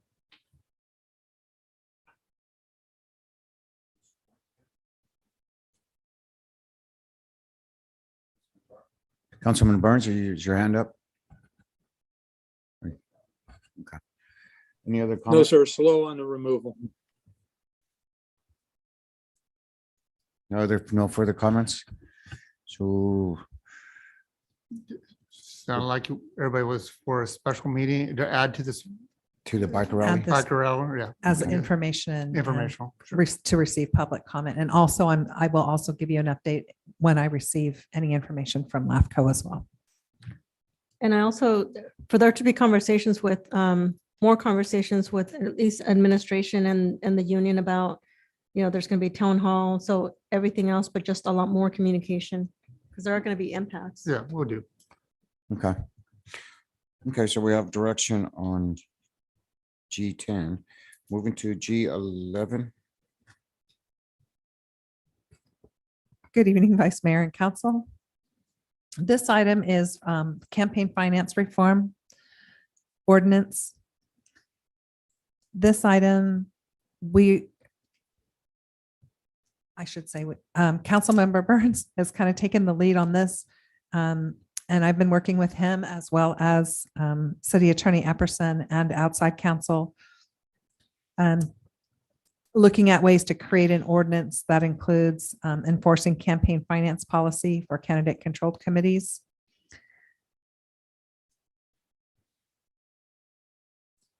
Also on this campaign finance reform ordinance, it would be possibly amending Hollister Municipal Code to make these changes to give them a little bit more teeth. And in speaking with outside counsel, he's leaning towards the due process as an opportunity to be heard. He's kind of recommending that there is an outside independent attorney that we would retain, hired by the city manager, not council. In consultation with city attorney, have that city attorney appointed 120 days prior to election or on call with a 30-day time period to have preliminary conclusions. Ordinance would authorize independent counsel file in court any violations and penalties that may violate the Political Reform Act, and perhaps even include certain bars to service with the judicial sanction. And I'm not quite sure what that was. Maybe Mr. Epperson could help me refresh my memory on that.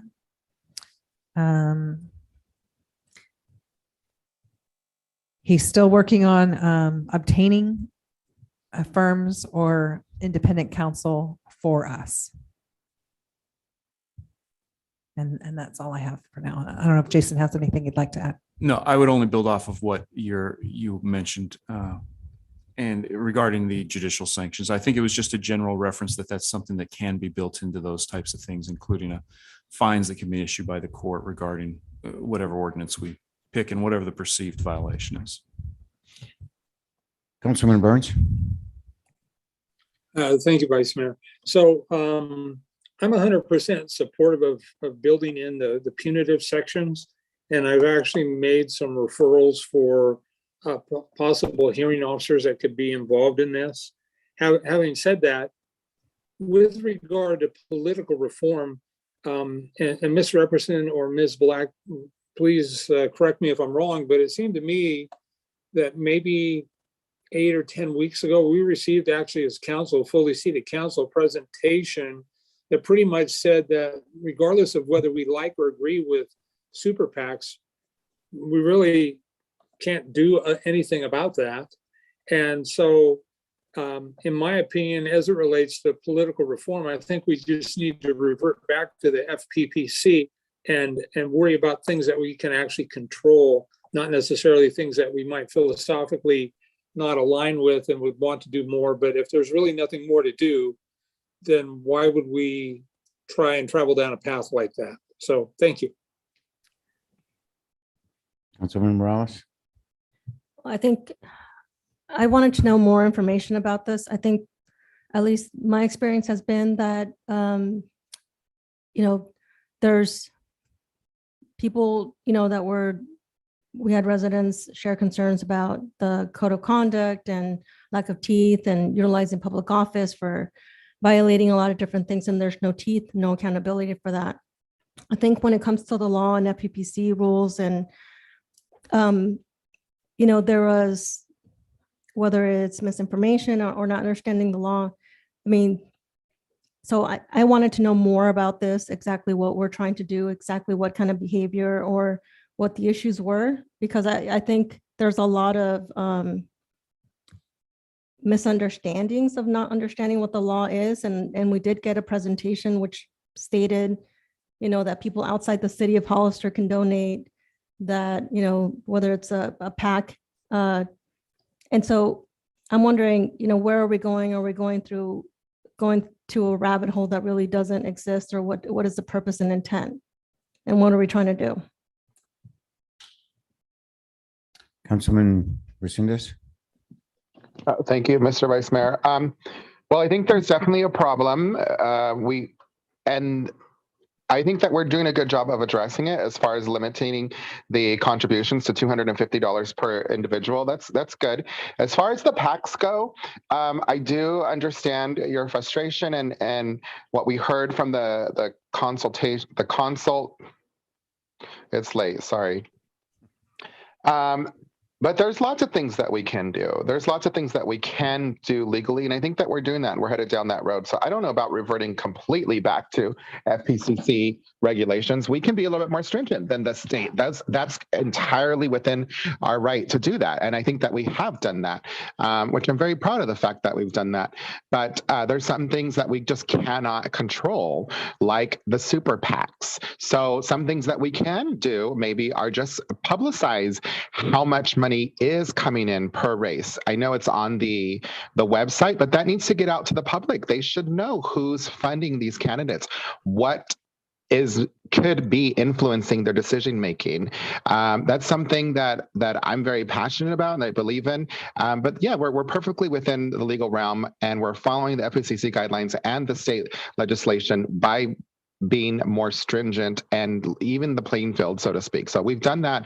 I'm very proud of that fact, and I'd like to see us at least continue on the same path. Thanks. Councilman Morales. Sure, I think if people understand what they're doing, I think I have a problem when, things are published that are supporting candidates for an entire state of California, and they're put on one candidate's forms to be utilized for newspapers. That's obviously not fair and appropriate and irresponsible. So I don't agree with any of those things. So I think if we're going to do something, it needs to be professional, it needs to be accurate, it needs to be done with, true diligence. And, I don't think that there's an issue. But again, if there is no enforceability or an understanding what the rules are and you can't do anything about it, then what's the purpose of it? Mr. Vice Mayor. Yes. Thank you. Transparency, honesty. The public needs to know who is being funded by whom and what could potentially be guiding their decision making.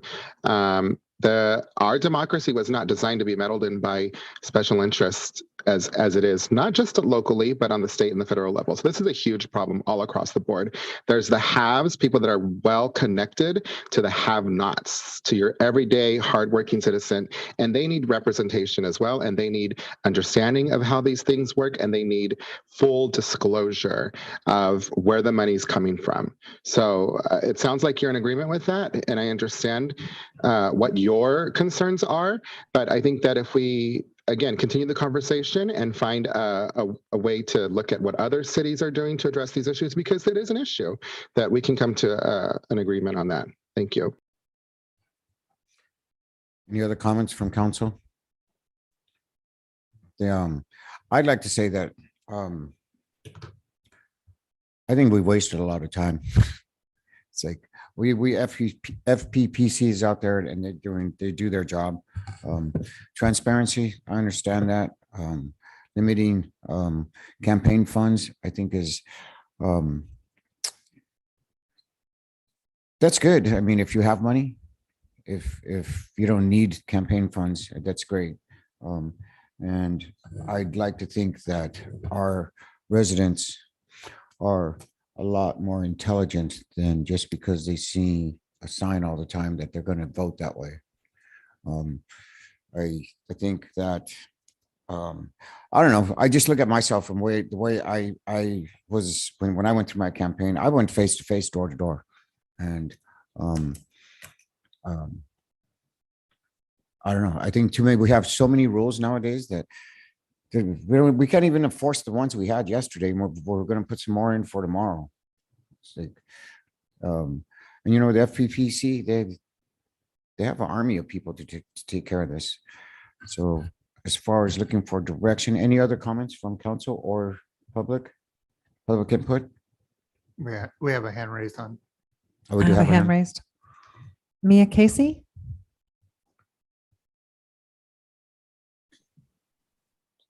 Hi, thank you. So just a little bit different perspective. I think, there's a lot of limitation put on, like, as Vice Mayor said, people who have and who have not. And I think that there's a socioeconomic divide that's created here with your new policy. I mean, if you're wealthy and you've got 15 to 20,000, you can lay out on your campaign, you're good, you're golden. But for the rest of us who have to go out there and earn those little bits, the fact that they're so small that you have to do 20 times as much work to get where the other person who's wealthy is doing. So you can see that for some people on the lower end of the socioeconomics, you're disadvantaging them. So that's just a different take. I'm all for transparency too, but I don't want to disadvantage people who might be good candidates, but can't afford this and can't, go chasing dollars all over town. Anyways, that's my 2 cents. Thank you. Thank you. Any other comments? Mr. Vice Mayor. I have no more speakers, Mr. Vice Mayor. Oh, Go ahead, Mr. sorry. I thought you were asking for the council Go ahead. comments. Go ahead. Thank you. Yeah, so those are some very good points, but it's not necessarily just about independent wealth either. It's about being connected. Sorry about that.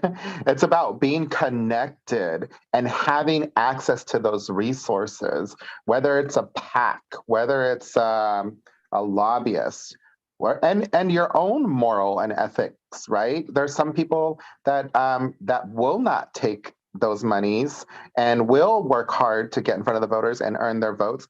And then there's some people that will because it's offered to them or whatnot. So this is a big question, and there's a lot of variables to address. And I think so far we've done a pretty good job. I wouldn't mind definitely furthering the conversation and looking at all the different variables, but I certainly would not support reverting back to how things were before. That's for sure.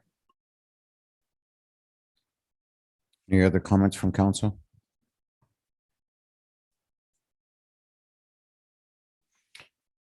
So do you have not clear direction? You said it perfectly. Did that water just get real muddy? So can you confirm again what your position is, Mr. Burns?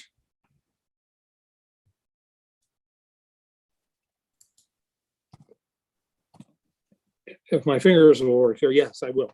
So again, I'm fine moving forward with the accountability piece, with trying to find ways to make the ordinances that we've adopted enforceable and hold ourselves accountable when we stray outside the parameters of the ordinance.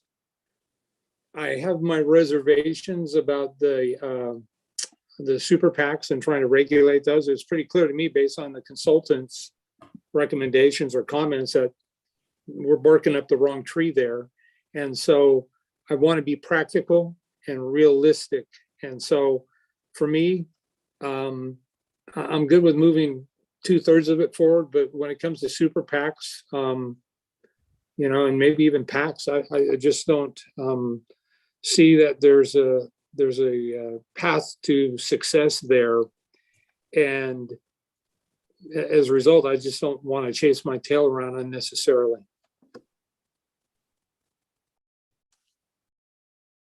And Dolores?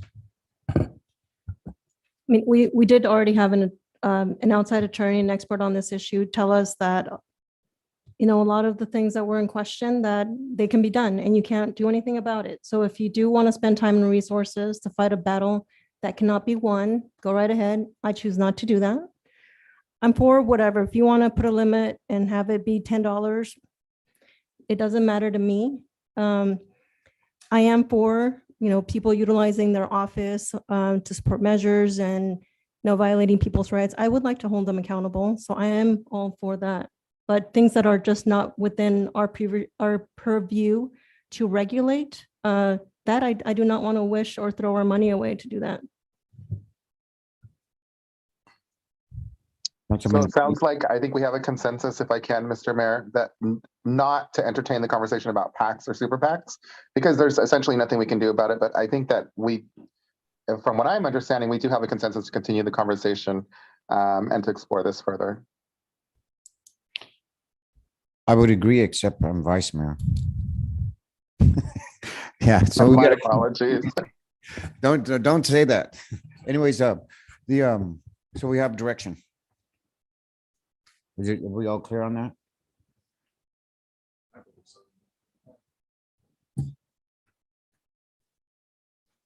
I believe so. Okay. Okay, moving on to, actually, you know what? Oh, I was just gonna say, Vice Mayor, it's past It's 10. so 10 o'clock. evening. You need everybody's It's consensus. to Time move for forward. everybody to take a break for 5 minutes. Is it 5 or 10 minutes? 5. Whatever you want to make it. See you tomorrow. Consensus to continue, yes? So we need a consensus. Contention. How many more things do we have on the agenda? 2 items. We had Two two items. Two, and they should. I need a 2-minute break myself. What do we have? We have 2 ad hoc committees. How about a 5-minute break? 5-minute break? That's fine. Okay, I'm good with that. so meeting adjourned till for 5 minutes.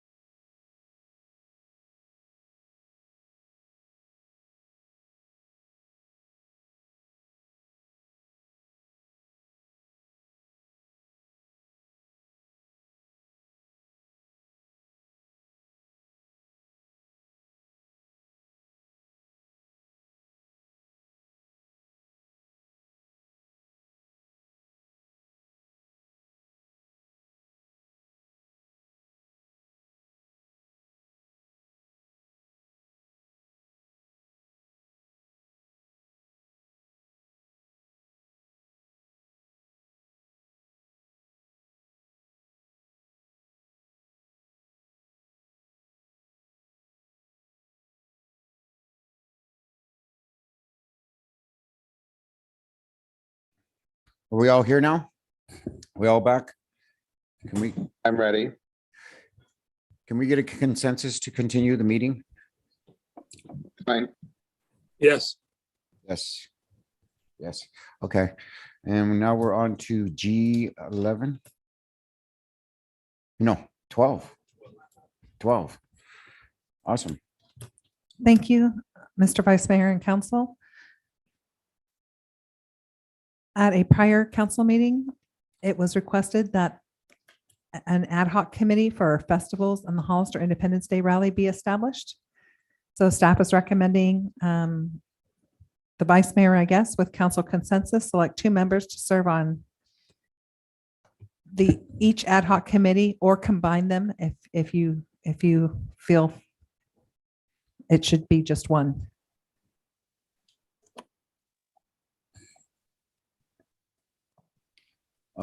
Councilman Burns? Thank you, Vice Mayor. I support this moving forward. And I would like to nominate Vice Mayor Perez and Councilmember Morales to those groups.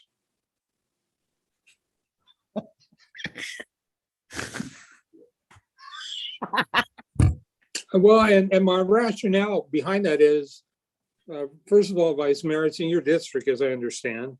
And I've heard Councilmember Morales speak frequently about reaching out to the businesses, and I know that she's engaged in that. So it seems to me to be a perfect fit for the 2 of you.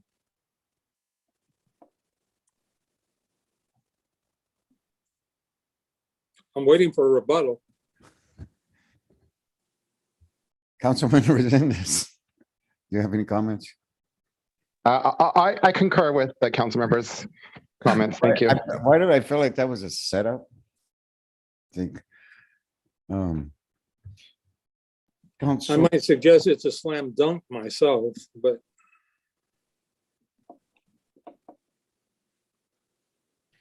I have no comments from the public.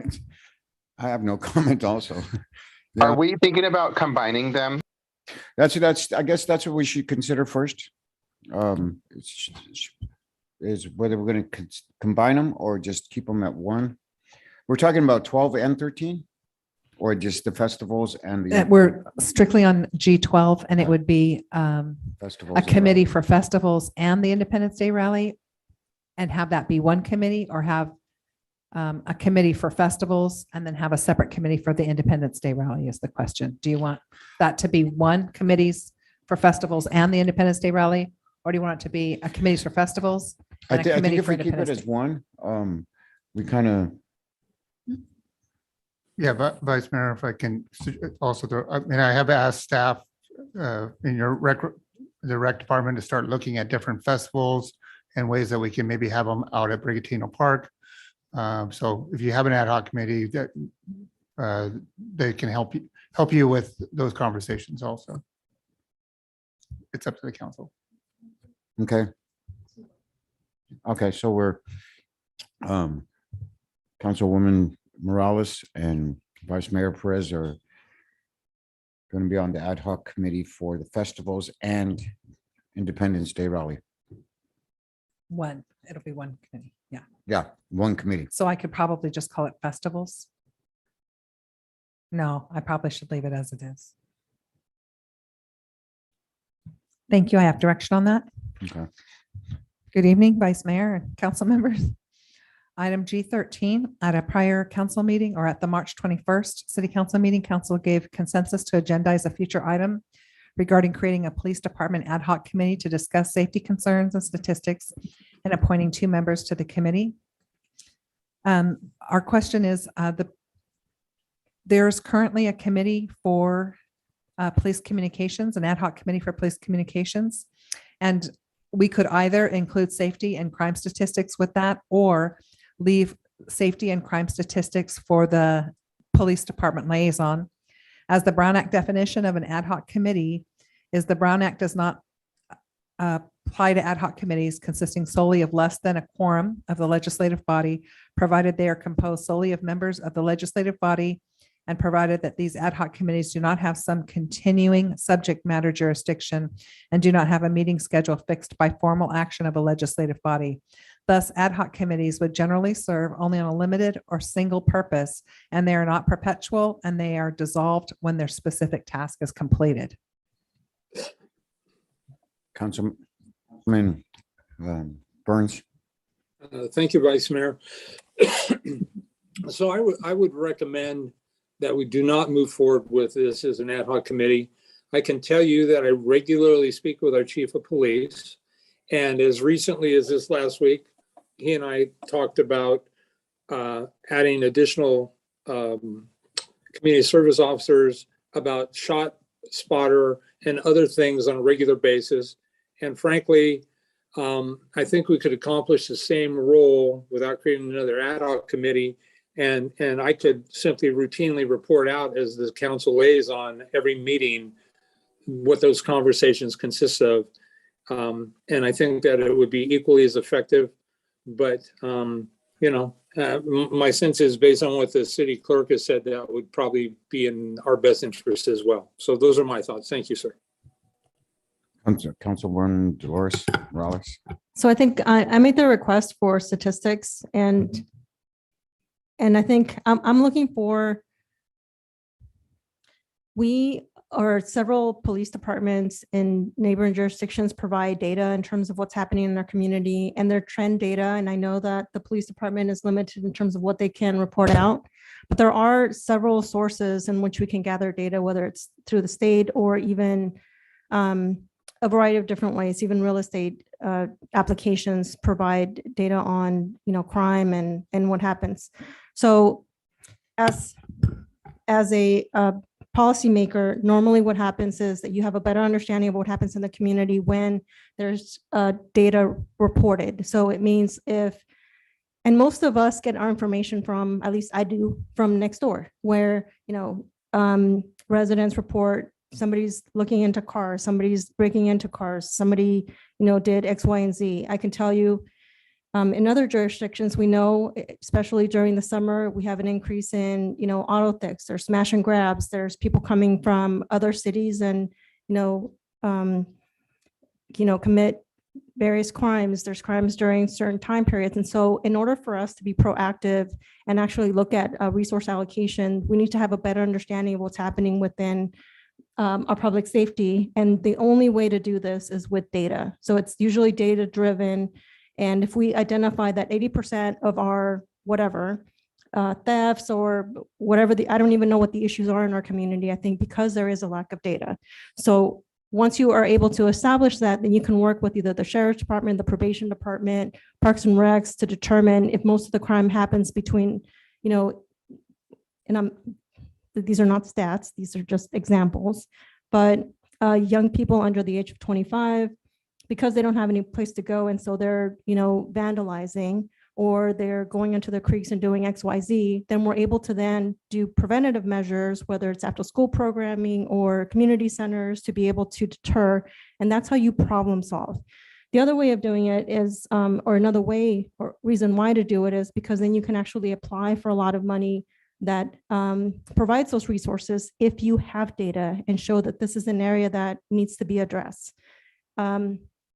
So there's a lot of legislative changes, like with SB 823, that state facilities are closing. That's now within local jurisdiction to take care of. As part of that, there's a lot of money attached to that, but there has to be an identified need.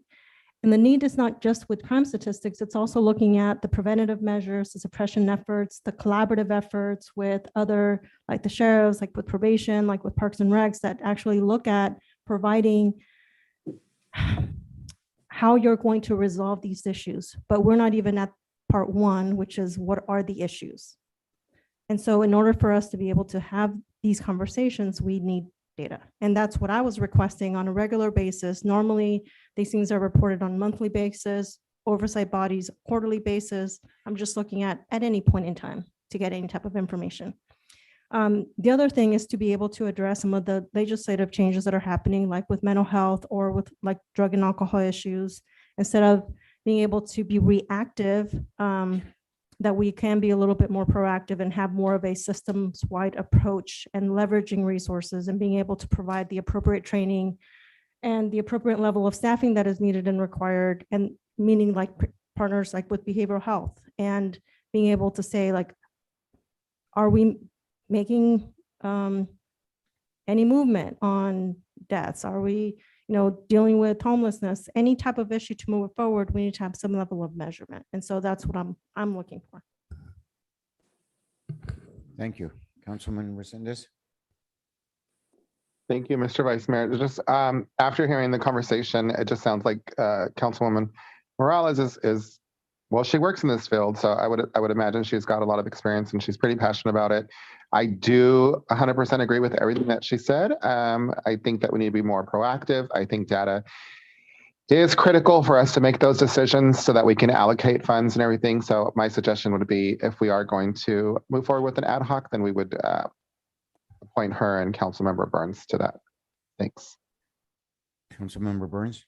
Thank you, Vice Mayor. So I too have heard what has been said, and I don't disagree. You need to make decisions driven by data, and typically in law enforcement and larger agency, it's a process called ComStat, but we're not a large agency. We don't have the resources. And so I'm not convinced that I have the skill set necessary for this kind of data. And so I'm not convinced we have the time as council members to get into this level, but I am thinking that it might be a very appropriate time with council budgets conversations coming up to either move forward to recommend that we hire either on a city level or public safety level or on a police department level, a management analyst to provide that data.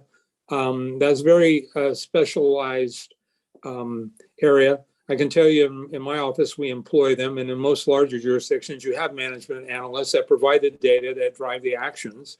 And the other option could be to maybe hire a CSO that would be a crime prevention CSO that could do a lot of what Councilmember Morales has spoken about, in addition to based on the information that could be provided from a management analyst. But I do believe our PD has got very limited, restricted resources. And so I would be interested in hearing what the captain also had to say about this conversation. Thank you. Yes. Thank you, Councilmember Burns and Vice Mayor Perez. I think when we talk about the ad hoc portion of this, I don't know that you're going to benefit totally from the ad hoc portion, because as City Clerk Black said, that it's something specific and then it dissolves when that part is over. My assumption, by listening to what I've heard tonight, you're looking for consistent information and statistics from the police department. I think having the liaison and coming up with some sort of system through that liaison, we could provide you all the information that you need, but we just need to create that system exactly what you're looking for. I think that's where you might want to look to start, because, excuse me, as of today, I'm not really sure what's been asked. I know that Councilmember Burns talks with Chief Reynoso quite often, and I know there are conversations. But I don't know that there's been any sort of implementation of a system or some systematic approach to provide that information to you monthly that we could probably look at for you, as opposed to looking at something like an ad hoc, using the liaison to start off with. Maybe something you want to visit later with the analyst or something down the road if you want to get very in depth. But as far as looking at just starting the system in place, looking at implementing some sort of communication effort between the liaison and reporting out, whether that's Councilmember Burns reporting out every month as far as what you guys are looking for that month through conversation, or asking Chief Reynoso to report out during his time, because I know he would be more than happy to provide any information to the council that assists the city as well as our department. So I think on our end, just creating some sort of system in place that provides you the information that you need, excuse me, to make those decisions. So I think Councilmember Burns, if you're saying that you're able to work with the police department to obtain the statistics that I'm looking for, and that you're able to work in a partnership with either parks, sheriff, probation, and other stakeholders to be able to look at it from a systems approach and preventative approach. I'm happy with the liaison position and at the ad hoc, but I am looking for a system-wide, looking at metrics and actually looking at change and from a justice systems perspective. I'm happy with the liaison, but I do want to see those actions moving forward. Right, and I will tell you, I don't have that skill set.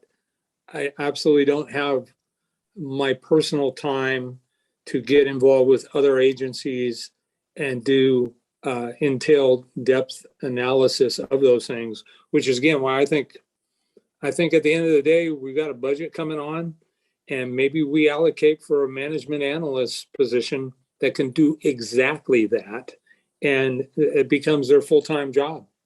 And because again, data is important and it will drive actions and outcomes. And I agree 100% with you. But I'm good at talking about shot spotter and cameras and all of those things, but those are relatively simple conversations. But if we're looking to enhance the data, I think we need specialists to do that, frankly. And I don't know that our PD has the staff availability to allocate for that, candidly. So are we in the process of looking for a PIO officer for the police department? Could this be something that we could like merge into that? Well, I think at the end of the day, we constantly go back to staffing. It's difficult to maintain staffing or have that sort of staffing. We don't have a full-time PIO at this point, and that is strictly because of staffing. Okay. Our patrol division requires a minimal amount to run. And so some of those other side jobs that we have around the police department are put on hold. Or either broken up as collaborative duties with others. But if we want to look at a crime analyst, we have discussed it before within our agency, just for even our own purposes, to look at some of those things. I think it could be beneficial to provide you those types of information. But again, it comes down to having that person, creating that position, and then trying to find the person that's going to be able to fit with that position within our agency.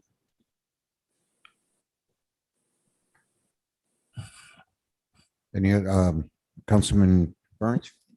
I would agree. And again, that's why most people in law enforcement, they'll go into law enforcement to analyze statistical data, which is why you need subject matter experts. And that's why you have crime analysts and you have management analysts. And, it's kind of like if you're in control of a multi-million or billion-dollar budget, most of us aren't qualified and capable to oversee that budget, which is again why you have experts that do those things, because there is a value and a benefit to being accountable and transparent, but you have to come with that skill set. And frankly, I don't know that it's teachable, but I don't know that most people that are doing their current job have the capacity to expand, to take that other duty as assigned on, which again, I think the timing is really good to maybe have this conversation as we move into the budget conversations for 22-23. I don't have that skill set. I'm the first to put it out there. I can certainly bring to the table conversations like I just mentioned, where the chief and I talked about shot spotter and what the value and the benefit and the cost analysis would be to expand the safety and security of our community. Councilmember Rosendez and I are currently talking with the chief about the communication center, but that's a special project. And so this frankly is a much bigger ask. And so I'm just going to say it, I'm not your guy. So how do we come up with getting the data that is so necessarily needed and in a timely manner, some ways, or as soon as we can actually, and still, Captain, don't you guys have a program that at least gathers some data, like where different crimes have occurred based on a map? Yeah, so that's why I say I think coming up initially with just the system of exactly what you're asking for is something we can start to just look at initially so that we can provide that information to the council.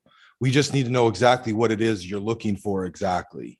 And then so if we're handed that, then we can probably come up with some sort of system to get that to you on a monthly basis. Then, as Councilmember Burns says, if you want to go much deeper into looking at the preventive measures of things, that might be then time to look at that analyst, someone very specific to that job function. I'm happy to give you a template of a report that I'm looking for. Then you might be able to get it through the, your JCRs or other ways of your existing required mandated, state reports. Yeah, through our RMS, we'll probably be able to run a lot of the reports you might be asking for. awesome. So do we have direction? Yeah, I'd say, well, I think through PD, we'll provide some information. We'll see where that is and then just kind of build from that, if that's Councilwoman okay. Morales will also give a template. Correct. Yes. Yeah, Okay. thank you. Awesome. So that's G13, H1.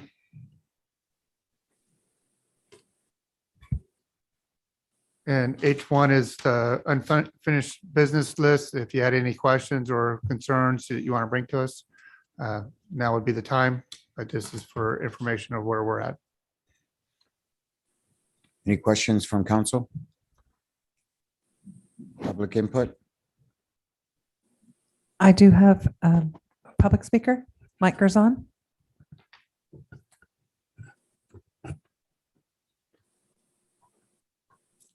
Evening, council. Back in February, I had come up here about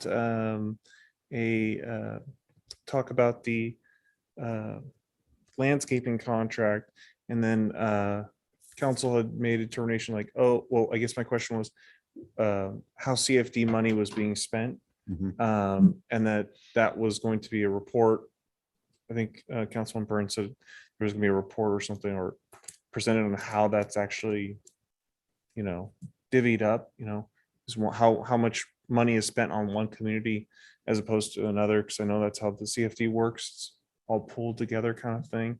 But if one area is taxed a lot more, they should, receive more maintenance or at least understand what's being spent over there. Because we do have an entire northern portion of the Allendale community that still has not yet been built. But everybody's paying taxes on an area that is just open area now. It doesn't have the pathway that's supposed to be there, the lighting, any of that. Just if you walk that little trail up there, it just ends. City collected money for it, and I have not heard anything back about where that is. So I'm just gonna say this was unfinished business about something that was supposed to be provided back in February that I didn't see it on the list here. So just wanted to bring that up. Thank you. Thank you. And Mr. Vice Mayor, if I may also, I'm noticing that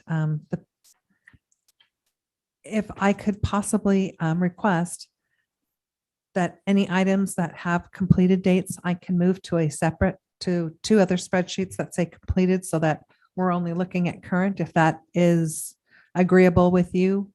Or if there's something that says completed that you think you still want information on, or you don't feel is completed, if you could let me know those so that I could leave them on. Okay. Thank you. Are we getting a consensus on all that, or just? Just if you had anything you wanted to add I mean, this is kind of a That's fine. council's list. It doesn't need consensus. Councilman Burns? You know, I would like clarification on the public speaker's comments. And so I get the position that if I pay X amount of taxes on a CFD, and I just want to ensure that my money is being spent in my neighborhood to take care of the needs of that community. And so Mr. Miller, it was my understanding that there is some sort of a public report that's on the city website somewhere. Is that correct? I'll have to re-verify that it's there. But the problem with the CFDs, I mean, there are different zones that what they're charged based on the engineer's estimate that is provided. And then that staff has gone through, but it does get into a pool to be spent on those items as needed for, like, say, a tree, a road. Different neighborhoods have different larger parks, so they get charged a bigger fee, more medians, things like that. So that it does get pulled into the CFD number 5 for those projects. Sorry, it's probably CFD number 4. Yeah. So that we have not allocated those funds individually because the CFD rules do allow us to move those funds around as needed. So then if I'm clear, if I pay CFD fees in my neighborhood or my community, am I hearing you say that they could be used in any other community in the city? Other CFDs that are similar that are part of the CFD number 4. Okay, but they're all from a certain group of ratepayers for a certain area. Is that correct? Correct. Okay, thank you for explaining that. I just didn't want to leave with any confusion. No, it can't be spent downtown because there's not a CFD in that area. But it's pretty much all the new housing developments. Thank you. Councilman Resendez, anything else? Nothing. Councilman Morales? With that, we're IJKL.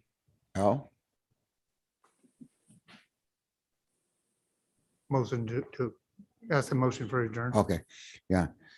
There being no further business to discuss, do I have a motion to adjourn? So moved. Second,